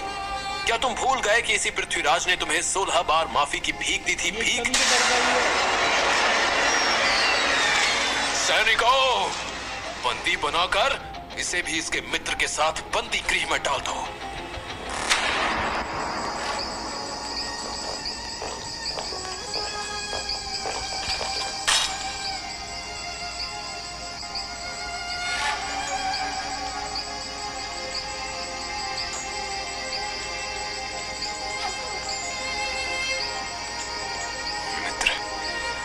अपने जीवन में गौरी को 16 बार माफ करके गलती की। मुझे अभी भी यदि एक अवसर मिल जाए तो मोहम्मद गौरी का वध कर दूं। सुना है सुल्तान तीरंदाजी के खेल का आयोजन करा रहे हैं जिसमें अनेक धनुर्धारी हिस्सा लेंगे। मित्र, सुना आपने? गौरी ने तीरंदाजी खेल का आयोजन किया है जिसमें आप भी हिस्सा लेकर शब्दभेद धनुर्विद्या से गौरी का वध कर सकते हैं। हमें यह अच्छा मौका छोड़ना नहीं चाहिए।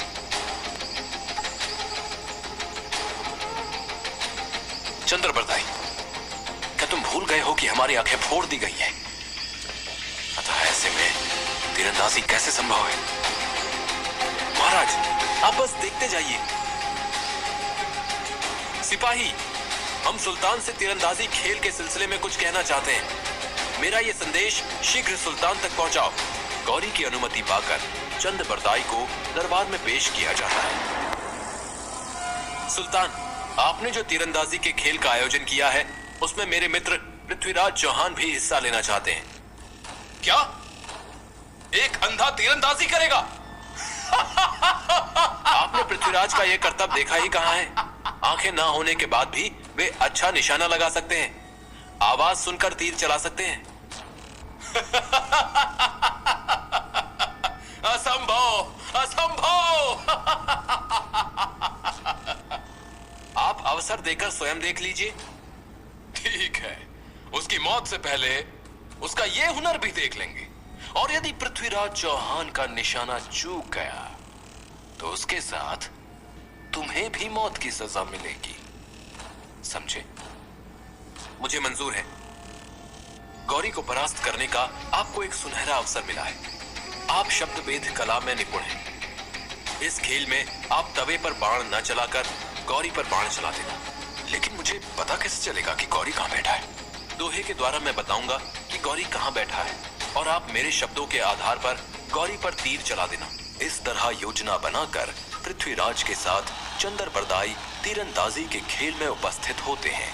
सुल्तान, तवे से निकली आवाज सुनकर पृथ्वीराज उस तवे पर तीर चलाएंगे। लेकिन सुल्तान, आपको 3 बार हुक्म देना होगा, तभी मेरे मित्र तीर चलाएंगे। तीर चलाओ पृथ्वीराज चौहान। हे पृथ्वीराज, कमान बांध, है अंतिम अवसर यही। एक बाण से लक्ष्य भेद कर मत चूके चौहान। 4 बास 24 गज, अंगुल अष्ट प्रमाण। ता ऊपर सुल्तान है, मत चूके चौहान। लगाओ निशाना, निशाना साधो पृथ्वीराज। गौरी की आवाज तथा दोहा सुनकर पृथ्वीराज गौरी पर तीर चला देते हैं।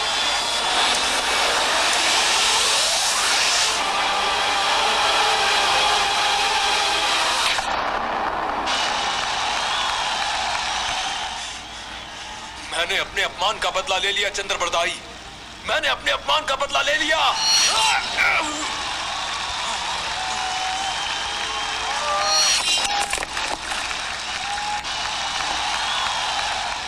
गुलामी से अच्छा तो मृत्यु लोक है। दुश्मनों के हाथों मरना पृथ्वीराज चौहान की शान के खिलाफ है।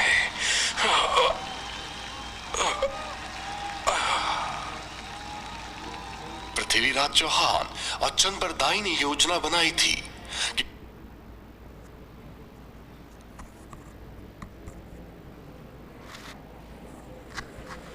ये था पृथ्वीराज चौहान का।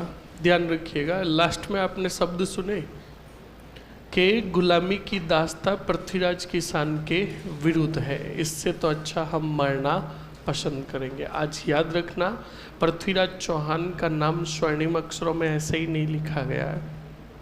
उन्हें जब आंखें झुकाने की बात कही गई तो उन्होंने क्या कहा था? एक ही बात कही थी कि क्षत्रिय जो होता है उसकी आंखें एक ही समय झुकती है जब वो मृत्यु को प्राप्त होता है, और हम दुश्मन के सामने कभी भी नज़र नहीं झुकाते। यहाँ पर तो थोड़ी सी बात बताई गई। स्टूडेंट्स, बात ये हुई थी कि जब पृथ्वीराज चौहान को बंदी बनाया गया और अगले दिन जब वापस यहाँ से लेकर गया, गौरी दरबार में आया तो कहा कि पृथ्वीराज को जेल खाने से लेकर आओ। तो याद रखिएगा स्टूडेंट्स, मोहम्मद गौरी ने कहा कि पृथ्वीराज देखो वो कितना बुद्धिमता में निपुण था गौरी का। पृथ्वीराज, हम तुम्हारी वीरता के बड़े दीवाने हैं। आपने हमें 16 बार पराजित किया, 20 बार पराजित किया, 23 बार पराजित किया, पर हमने तुम्हें हराकर हमने हमारी सर्वश्रेष्ठता दिखाई है। हम आपसे सर्वश्रेष्ठ हैं, पर आप भी एक वीर योद्धा हो।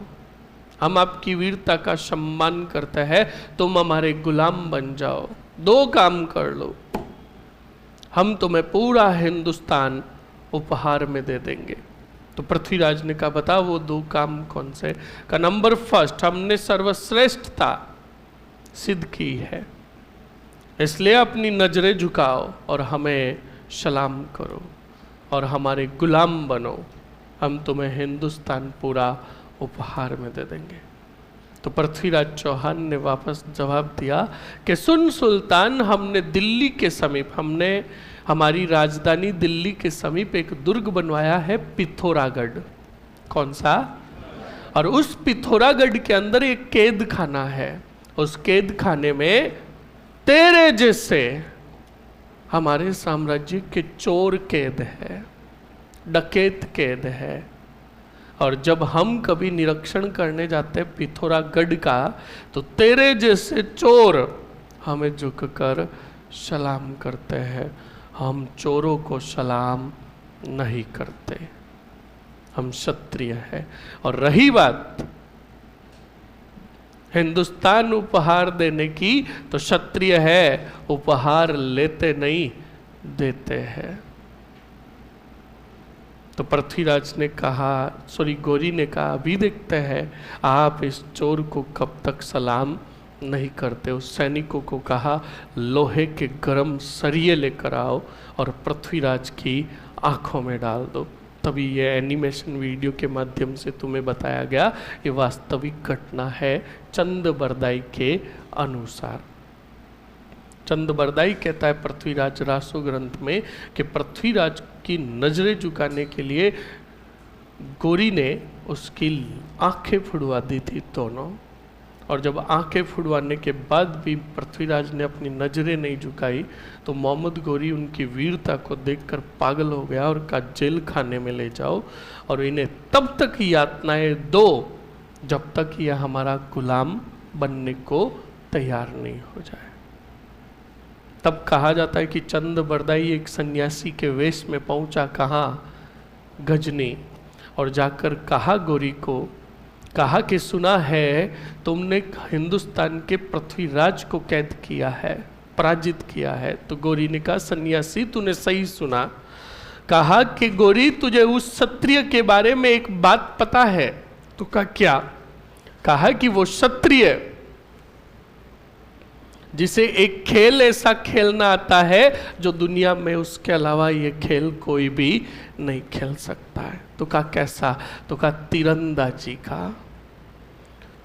वो बिना देखे निशाना साध देता है।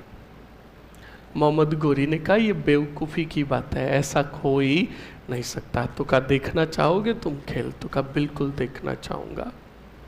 तो कहा मिलाया जाए मुझे। चंद बरदाई ने कहा मिलाया जाए पृथ्वीराज से। तो गौरी ने आदेश दिया कि चंद बरदाई को ले जाओ और मिलाओ पृथ्वीराज से। मिलाया गया। तब पृथ्वीराज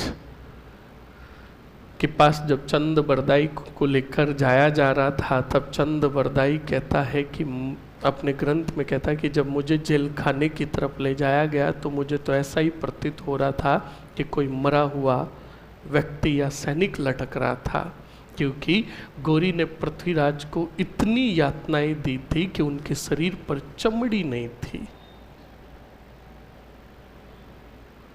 तब चंद बरदाई कहता है कि जब मैं जेल खाने में गया, पृथ्वीराज से मिला, और ये चंद बरदाई दरबारी विद्वान था और मित्र था किसका?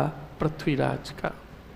तो चंद बरदाई कहता है कि जब मैं जेल खाने में गया और ज्यों ही मैंने अधिपति कहा, पहली बार मैंने पृथ्वीराज की आंखों में आंसू देखे थे। और याद रखना हमारे राजस्थान के इतिहास में 3 योद्धा ऐसे हुए जिनकी आंखों में स्थितियों के कारण एक ही बार आंसू आए। उनमें एक थे पृथ्वीराज चौहान, दूसरे थे मेवाड़ के राणा सांगा और तीसरे थे महाराणा प्रताप, जब चेटक दुनिया छोड़कर गया था तब। तो सुनो और समझो। ज्यों ही चंद बरदाई ने अधिपति कहा तो पृथ्वीराज जोर जोर से रोने लगे और कहा, मेरे मित्र अपनी कटार निकाल और मेरे प्राण हर ले। दुश्मनों ने मुझे इतनी यातनाएं दी है, अब इस भुजबल में यातनाएं सहन करने जितनी शक्ति नहीं रही है। दुश्मन के हाथों से तो मरने से अच्छा है मैं अपने मित्र के हाथों से मरूं। तब चंद बरदाई ने कहा कि तुम चाहमान हो, और चाहमान में चाक का मतलब होता है चाप, और चाप का मतलब होता है धनुर्विद्या में निपुण। तुम तब तक, चाहमान का पूरा मतलब सुन लो। चाक का मतलब चाप, ह का मतलब हरि, माक का मतलब मान, और न का मतलब नीति। ये बातें बताई थी किसने? चंद बरदाई ने। किसको? पृथ्वीराज को। कहा कि तुम चाहमान हो, और चाहमान कुल का क्षत्रिय तब तक नहीं मर सकता जब तक दुश्मन जिंदा है। तब पृथ्वीराज ने कहा कि चंद बरदाई बातें बनाना बंद कर, मैं अब वो योद्धा नहीं रहा, मेरे पास वो शक्तियां नहीं रही। तब उसने कहा चाक का मतलब चाप, धनुर्विद्या में निपुण। कहा कि तुम्हें दुश्मन को मारने के लिए ताकत की जरूरत नहीं है। कहा शब्द भेदी बाण तुम आज भी चला सकते हो। इस पृथ्वी के इस समय के एक ही योद्धा हो जो शब्दों को सुनकर निशाना भेद देते हो। तब पूरी बात बताई चंद बरदाई ने। का खेल का आयोजन होगा, तीरंदाजी का आयोजन होगा। तुम्हें जिस स्थिति में खड़ा किया जाए उसकी विपरीत दिशा में तुम्हें क्या चलाना है? तीर। मतलब समझे, तुम्हें जैसे ऐसे खड़ा किया गया तो तुम्हें उधर तीर चलाना है। ये तो एनिमेशन वीडियो में तुम्हें बताया गया था। कहा कि तुम्हें जिस स्थिति में खड़ा किया जाए उसके विपरीत दिशा में तीर चलाना है, और मैं दोहे के माध्यम से ऊंचाई बताऊंगा, निशाने की नहीं, मोहम्मद गोरी की। और तुम्हें वही शब्द सुनकर निशाना साधना है और दुश्मन को मौत के घाट उतारना है। तब पृथ्वीराज ने कहा अब दुश्मन ज़्यादा दिनों तक जीवित नहीं रहेगा। चंद बरदाई बाहर आया, गोरी को कहा खेल का आयोजन करो। खेल का आयोजन हुआ, खूब सारे तीरंदाज भी आए। पृथ्वीराज का नंबर आया, पृथ्वीराज को जेल खाने से लाया गया। जब जेल खाने से लाया गया तो गजनी की पूरी जनता पृथ्वीराज को देखकर पहले ही एकदम सन्नाटा छा गया, क्योंकि पृथ्वीराज के शरीर पर चमड़ी नाम की चीज नहीं थी, इतनी यातनाएं दी थी। और जब कहा अब गोरी ने पृथ्वीराज को, कहा खेलो अपना खेल, तुम कैसा खेलते हो, कैसी तीरंदाजी आती है तुम्हें। तब पृथ्वीराज ने मना कर दिया कि मैं कोई खेल नहीं खेलूंगा, क्योंकि चाहमान में न का मतलब होता है नीति। नीति का मतलब वह योद्धा जो नीति योजना बनाकर शासन करता हो। पृथ्वीराज को पता था कि अगर मैंने बाहर आकर सीधा तीर चलाया, तीर चलाने के लिए मन गया, तो गोरी समझ जाएगा कि चंद बरदाई और पृथ्वीराज मिले हुए हैं। इसलिए पृथ्वीराज ने तीर चलाने से मना किया। तब कहा जाता है कि पूरी गजनी की जनता के सामने पृथ्वीराज को कोड़े मारे गए।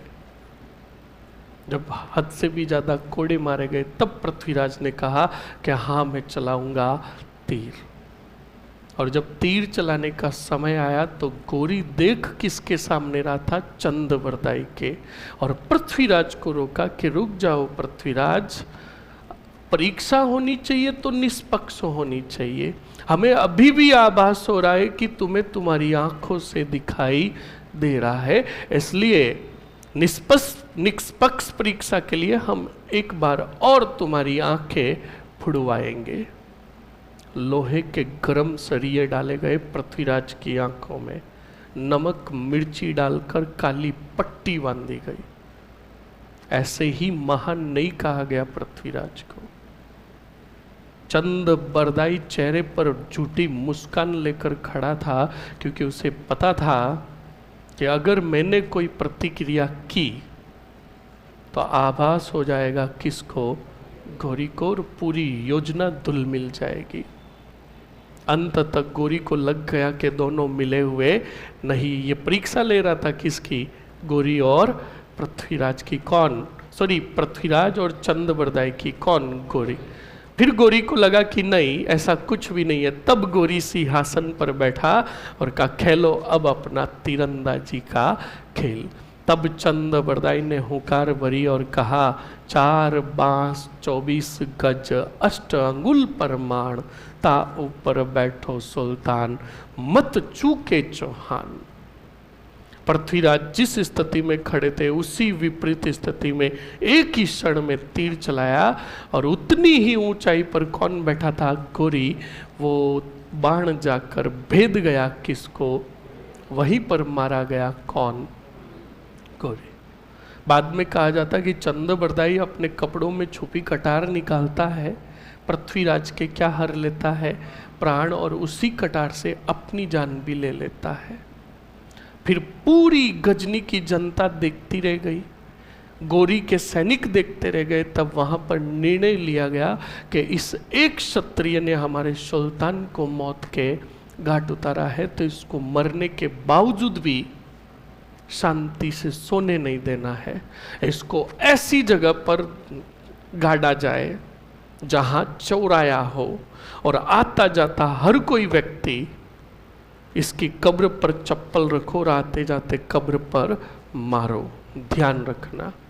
तो पृथ्वीराज चौहान को जहाँ चौराया था, आम रास्ता था, वहाँ पर उनकी कब्र बनाई गई और उनके कब्र पर चप्पल रखा गया। कोई भी आता जाता व्यक्ति कब्र पर मारता, मतलब अपमान करता। बाद में सन आया अभी का 90 के दौरान, 90 के आसपास, 1990 में जेल खाने में था, तिहाड़ जेल में शेर सिंह राणा। वहाँ पर उसकी कुछ अफगानियों के साथ बातचीत हुई, तो उसे ये बात पता चली, तो शेर सिंह राणा ने उसी दिन तय कर लिया था कि तिहाड़ की जेल ज़्यादा दिनों तक मुझे रोक नहीं पाएगी। तिहाड़ जेल से भाग गए कौन, शेर सिंह राणा। और सबसे पहले दाढ़ी बढ़ाई, बाल बढ़ाए, नकली पासपोर्ट वीज़ा बनाया और बने पठान। क्या बने, और पठान बनकर गए कहाँ, गजनी यानी काबुल, अफगान गए। और जाकर जहाँ ये मतलब काम हो रहा था, वहाँ जाकर पृथ्वीराज की कब्र को खोदा, उनकी अस्थियाँ लेकर आए। कहाँ, हिंदुस्तान, भारत। और तुम्हें ये भी बता दूं, शायद 2025 या 24 के एंडिंग तक शेर सिंह राणा मूवी भी आ रही है। तो ऐसी मूवीज़ देखा करो जो हमारे इतिहास के अतीत से जुड़ी हुई हो। समझ में आया कि नहीं आया? तो पृथ्वीराज को ऐसे ही महान नहीं कहा गया स्टूडेंट। और वो अस्थियां लाए, विधि विधान पूर्वक लाकर उनका अंतिम संस्कार करवाया। किसने? शेर सिंह राणा ने। ये शेर सिंह राणा भी फूलन देवी को क्या किया था? शायद मारा था। हाँ, बड़े गजब के थे शेर सिंह राणा। समझ में आया? चलिए, ये इतिहास मैंने आपको पूरा बता दिया। किसका? पृथ्वीराज का। समझ में आया? आगे बढ़े? अरे आगे बढ़े क्या? हाँ, का बिछोरे तो यूँ भावुक हो गए कि और ऐसा हुआ। हाँ, ऐसा हुआ। लिखो जल्दी से। अब हेडिंग डालो स्टूडेंट। अब पृथ्वीराज के दरबारी विद्वान चंद बरदाई, पृथ्वीराज रासो,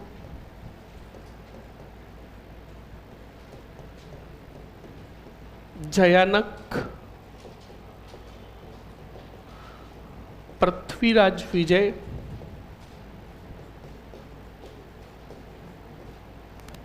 उसके बाद विद्यापति, गोड, जनार्दन, भट्ट, वागीश्वर,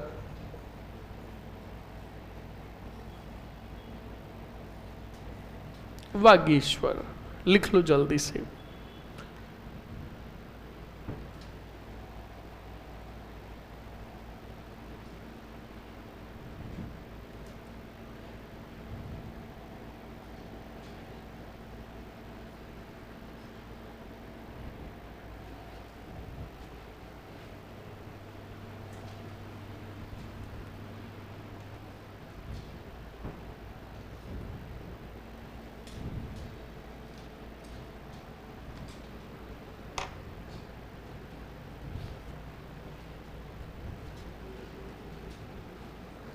आवाज नहीं, आवाज नहीं।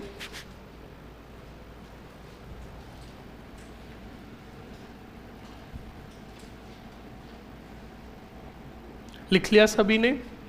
लिख लिया ना? अब लिखो पृथ्वीराज चौहान के बाद, लिखो पृथ्वीराज चौहान के बाद इनके पुत्र हरिराज ने, एक मिनट, एक पॉइंट और लिख दो, एक पॉइंट, चलो ये लिख ही दिया ना, पूरा लिख दो। पृथ्वीराज चौहान के पुत्र गोविंदराज ने मोहम्मद गोरी की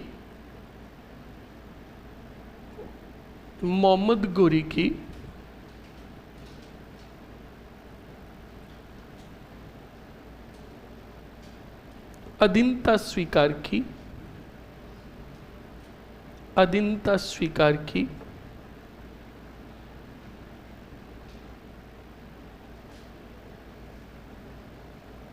लिख लिया? अगले पॉइंट में लिखो तुर्कों से संघर्ष करने वाले, तुर्कों से संघर्ष करने वाले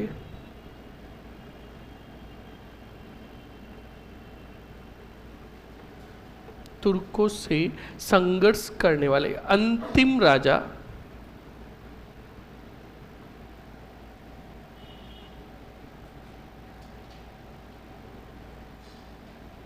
कौन थे? हरिराज चौहान थे।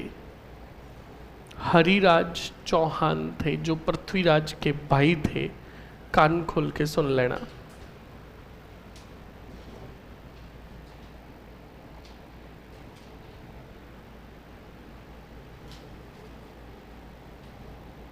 हरिराज चौहान थे। लिख लिया? अरे लिख लिया ना? एक पॉइंट और लिखो जो छूट रहा था। ख्वाजा मोइनुद्दीन चिश्ती का नाम सुना? किसके समय आए थे? पृथ्वीराज चौहान के समय। तो लिखो पृथ्वीराज चौहान के समय, हाँ मोहम्मद गोरी के समय तो आए थे, पर अजमेर के राजा कौन थे? तो लिखो पृथ्वीराज चौहान के समय मोहम्मद गोरी,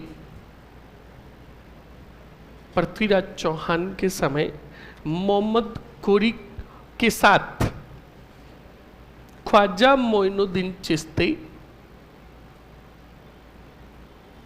कहाँ आए?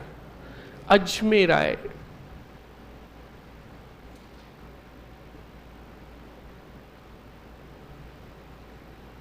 लिख लिया? अरे लिख लिया ना? और अगर सीधा लिखना चाहते हो तो पॉइंट, पृथ्वीराज के समय ख्वाजा मोइनुद्दीन चिश्ती कौन सा, कहाँ पे आए थे? अजमेर आए। लिख लिया? ये हो गए अजमेर के चौहान। हेडिंग डालो बढ़िया अच्छे से, रणथंबोर के चौहान, जल्दी से।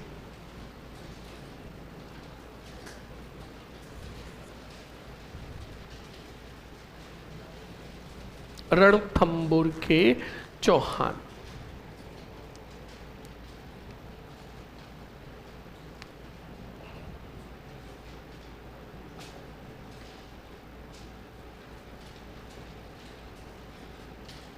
रणथंबोर के चौहान, हेडिंग डाल दिया? ओके, अब सुन लो और समझ लो। स्टूडेंट, रणथंबोर में चौहानों का संस्थापक कौन था रे? हाँ जी, क्योंकि अजमेर पर अधिकार कर लिया था किसने? कुतुबुद्दीन, और गोविंदराज को दिया क्या? रणथंबोर। तो सीधा लिखोगे गोविंदराज चौहान ने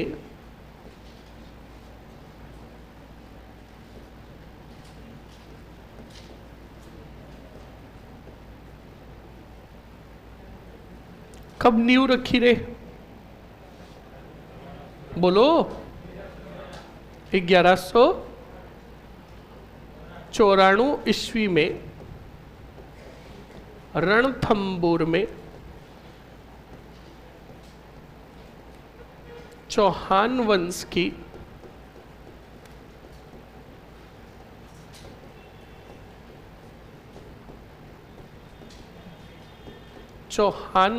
की क्या की? स्थापना की। ओके, जल्दी से लिख लो। इसके बाद मैं आपको समझा देता हूं, छोटे मोटे राजा आए गए।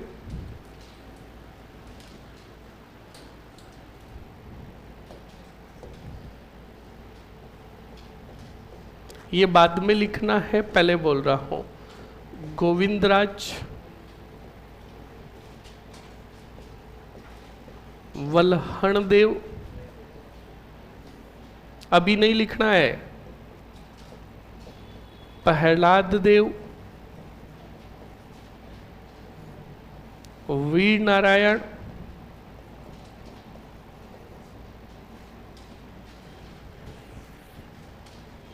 बाघभट्ट, जैत्र सिंह, कोष्टक में जय सिम्हा, और धुआंधार और खतरनाक हमीर देव चौहान।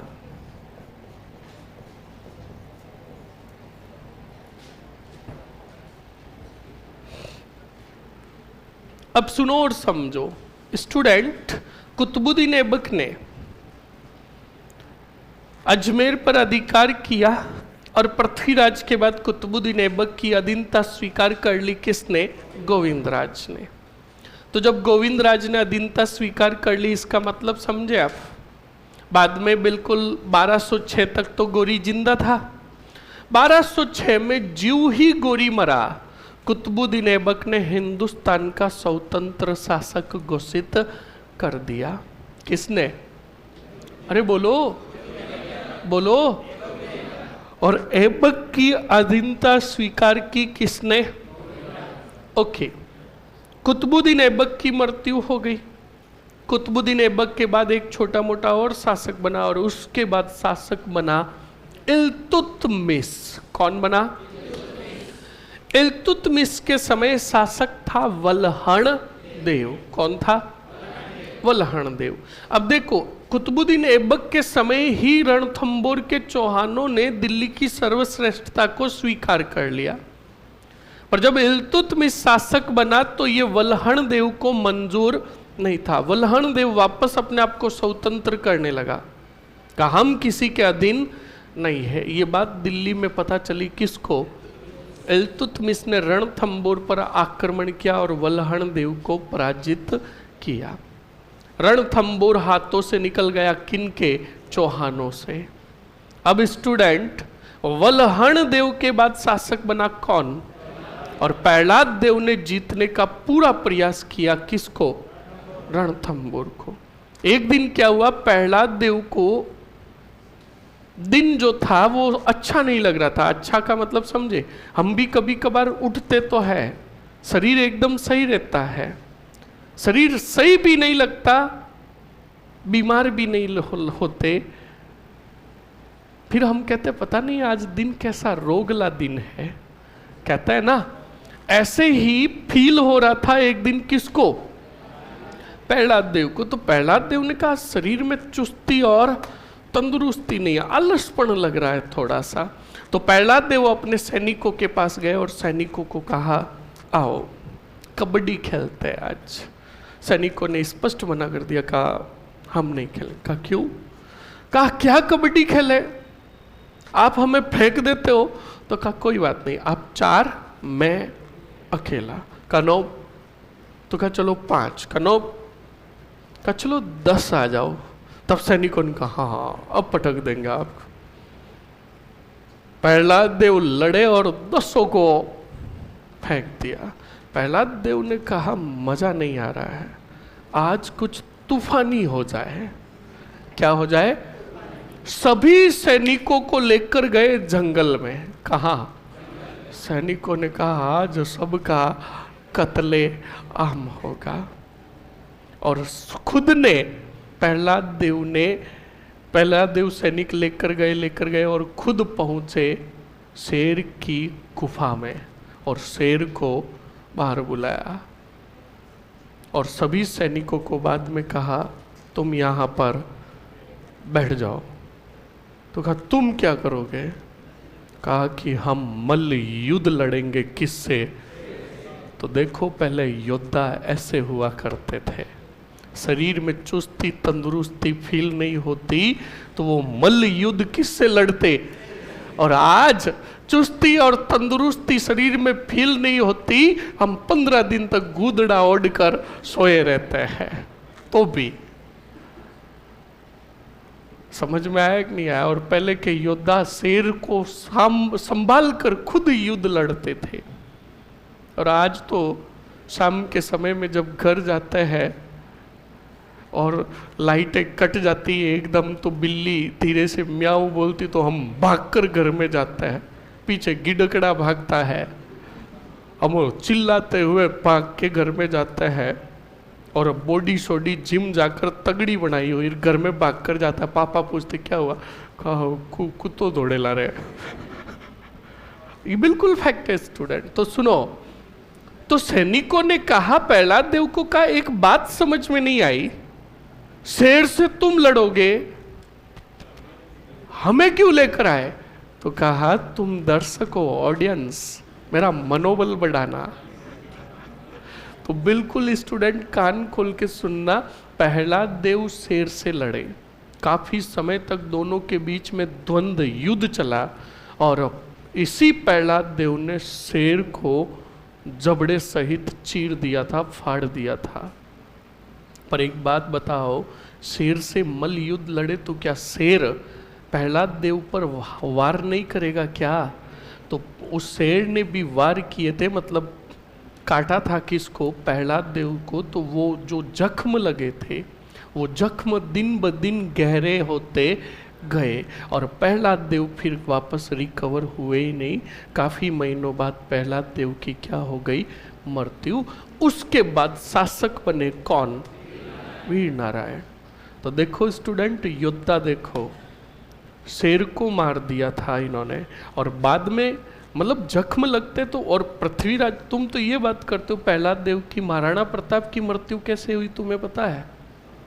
महाराणा प्रताप धनुष की प्रत्यंचा चढ़ा रहे थे, तब वो प्रत्यंचा हाथ से छूट गई और मांसपेशियों में खिंचाव आ गया। और वो मांसपेशियों का खिंचाव दिन ब दिन मतलब फिर बढ़ता गया और दर्द बढ़ता गया और दर्द इतना बढ़ा कि बाद में इनके प्राण लेकर ही गया। वैसे ही जख्म इतने गहरे थे कि बाद में वो कभी रिकवर हुए ही नहीं, प्रहलाद देव के भी। तो सुनो, वैसे ही वीर नारायण, सुनो, वीर नारायण बिल्कुल बड़े योद्धा थे। इन्होंने रणथंबोर के काफी क्षेत्र को जीत लिया। ये बात पता चली, जल्दी से बताओ कौन से मिश को? इल्तुतमिश ने कहा।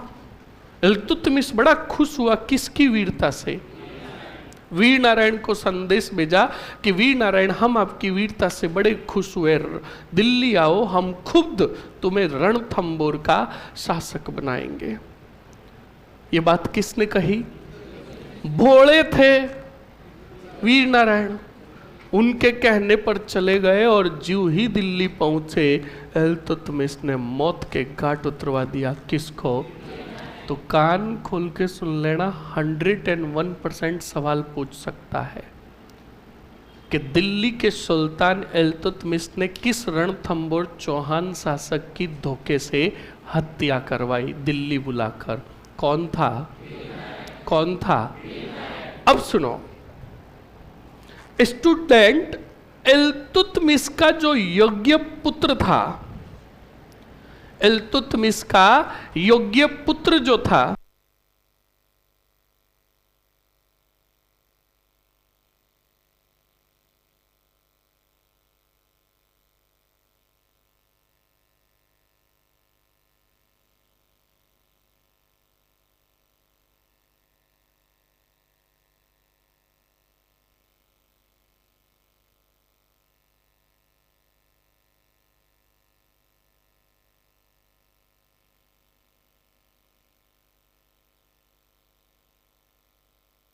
तो सुनो और समझो स्टूडेंट, क्या हुआ और क्या नहीं हुआ। स्टूडेंट, इल्तुतमिश का जो योग्य पुत्र था उसके जीते जी मारा गया, और दूसरे जो पुत्र थे उनमें लक्षण नहीं थे 1% भी। तो इल्तुतमिश ने कहा मेरी पिछली वाली औलाद नाजोगी औलाद है, राजस्थानी भाषा में कहे तो का नाजोगी औलाद, एक में भी लक्षण नहीं है, और इन अयोग्य पुत्रों को तो सुल्तान घोषित करने से तो अच्छा है मैं अपनी योग्य पुत्री रजिया सुल्तान को उत्तराधिकारी घोषित करूं। तो याद रखना, इल्तुतमिश ने जीते जी उत्तराधिकारी घोषित कर दिया किसको? सुनते रहो। 1236 इल्तुतमिश की क्या हुई? मृत्यु। अब इधर रजिया को जो आमिर व्यक्ति थे, कौन से व्यक्ति? आमिर का मतलब जूते पड़ेंगे तुम्हारे। सल्तनत की भाषा में आमिर को कहते हैं मंत्री और सेना नायक के पैसों वाले आमिर। मैं तो आपका गलती करवाऊंगा भाई, आप लोगों पर भरोसा करते ही क्यों हो? बस 1 मिनट, मैं तो कह रहा हूं इस कुएं में कूद जाओ। आवाज नहीं। आप में से कोई भी ऐसा नहीं है कि जिसने इंडियन हिस्ट्री पहले नहीं पढ़ रखी है, और पढ़ रखी होती तुम्हें पता होता ना तो तुम बोलते ही नहीं, मैं भले ही इशारा करूं। समझ में आया कि नहीं आया? आमिर का मतलब सल्तनत काल की भाषा में होता है बड़े बड़े सेनानायक और मंत्रिमंडल। समझ में आया कि नहीं आया? तो मंत्रियों को कभी भी मंजूर नहीं था कि एक औरत दिल्ली की सुल्तान बने। तो उन सब ने षड्यंत्र रचकर इल्तुतमिश के दूसरे पुत्र को सुल्तान बनने का निर्णय लिया। इधर रजिया और मंत्रियों अमीरों के बीच में क्या चला? संघर्ष चला। इधर मौका मिल गया कौन से? भट्ट को। बाग बटने का केंद्र में सुल्तान पद हेतु संघर्ष चल रहा है। इस स्थिति का फायदा उठाओ और जीत लो किसको? तो कान खोल के सुन लेना और गिनकर गांठ दे देना। रणथंबोर में चौहानों की स्वतंत्र सत्ता किसने स्थापित की? कौन से भट्ट ने? इधर रजिया सुल्तान आम दिल्ली की जनता के सहयोग से सुल्तान के पद पर बैठने वाली बन गई हिंदुस्तान की पहली महिला शासक। जब रजिया को पता चला कि जब संघर्ष चल रहा था तब रणथंबोर पर अधिकार कर लिया किसने? तब इसी रजिया ने भेजा कुतुबुद्दीन। अच्छा, अरे वो तो कब कहीं मर गया कि कुतुबुद्दीन ऐबक को भेजा। अरे कुतुबुद्दीन हसन गोरी को भेजा। सर किसी को भी भेजो, कुतुबुद्दीन तो था ही था। कुतुबुद्दीन हसन गोरी को भेजा कि कुतुबुद्दीन हसन गोरी रणथंबोर जाओ और इसे जीतो। कुतुबुद्दीन हसन गोरी ने कहा बिल्कुल मैं यूं गया, और कुतुबुद्दीन हसन गोरी यूं गया और वापस आया। तब तक देखा तो रजिया की फोटो पर माला चढ़ चुकी थी। क्या चढ़ चुकी थी? बॉलीवुड का एक गाना है, अल्लाह बचाए मेरी जान रजिया गुंडों में फंस गई। ये गाना है ना, ये गाना वास्तविक रूप से सही है। इसकी घटना बताऊंगा बाद में, महा एपिसोड। जाओ 15 मिनट का ब्रेक है।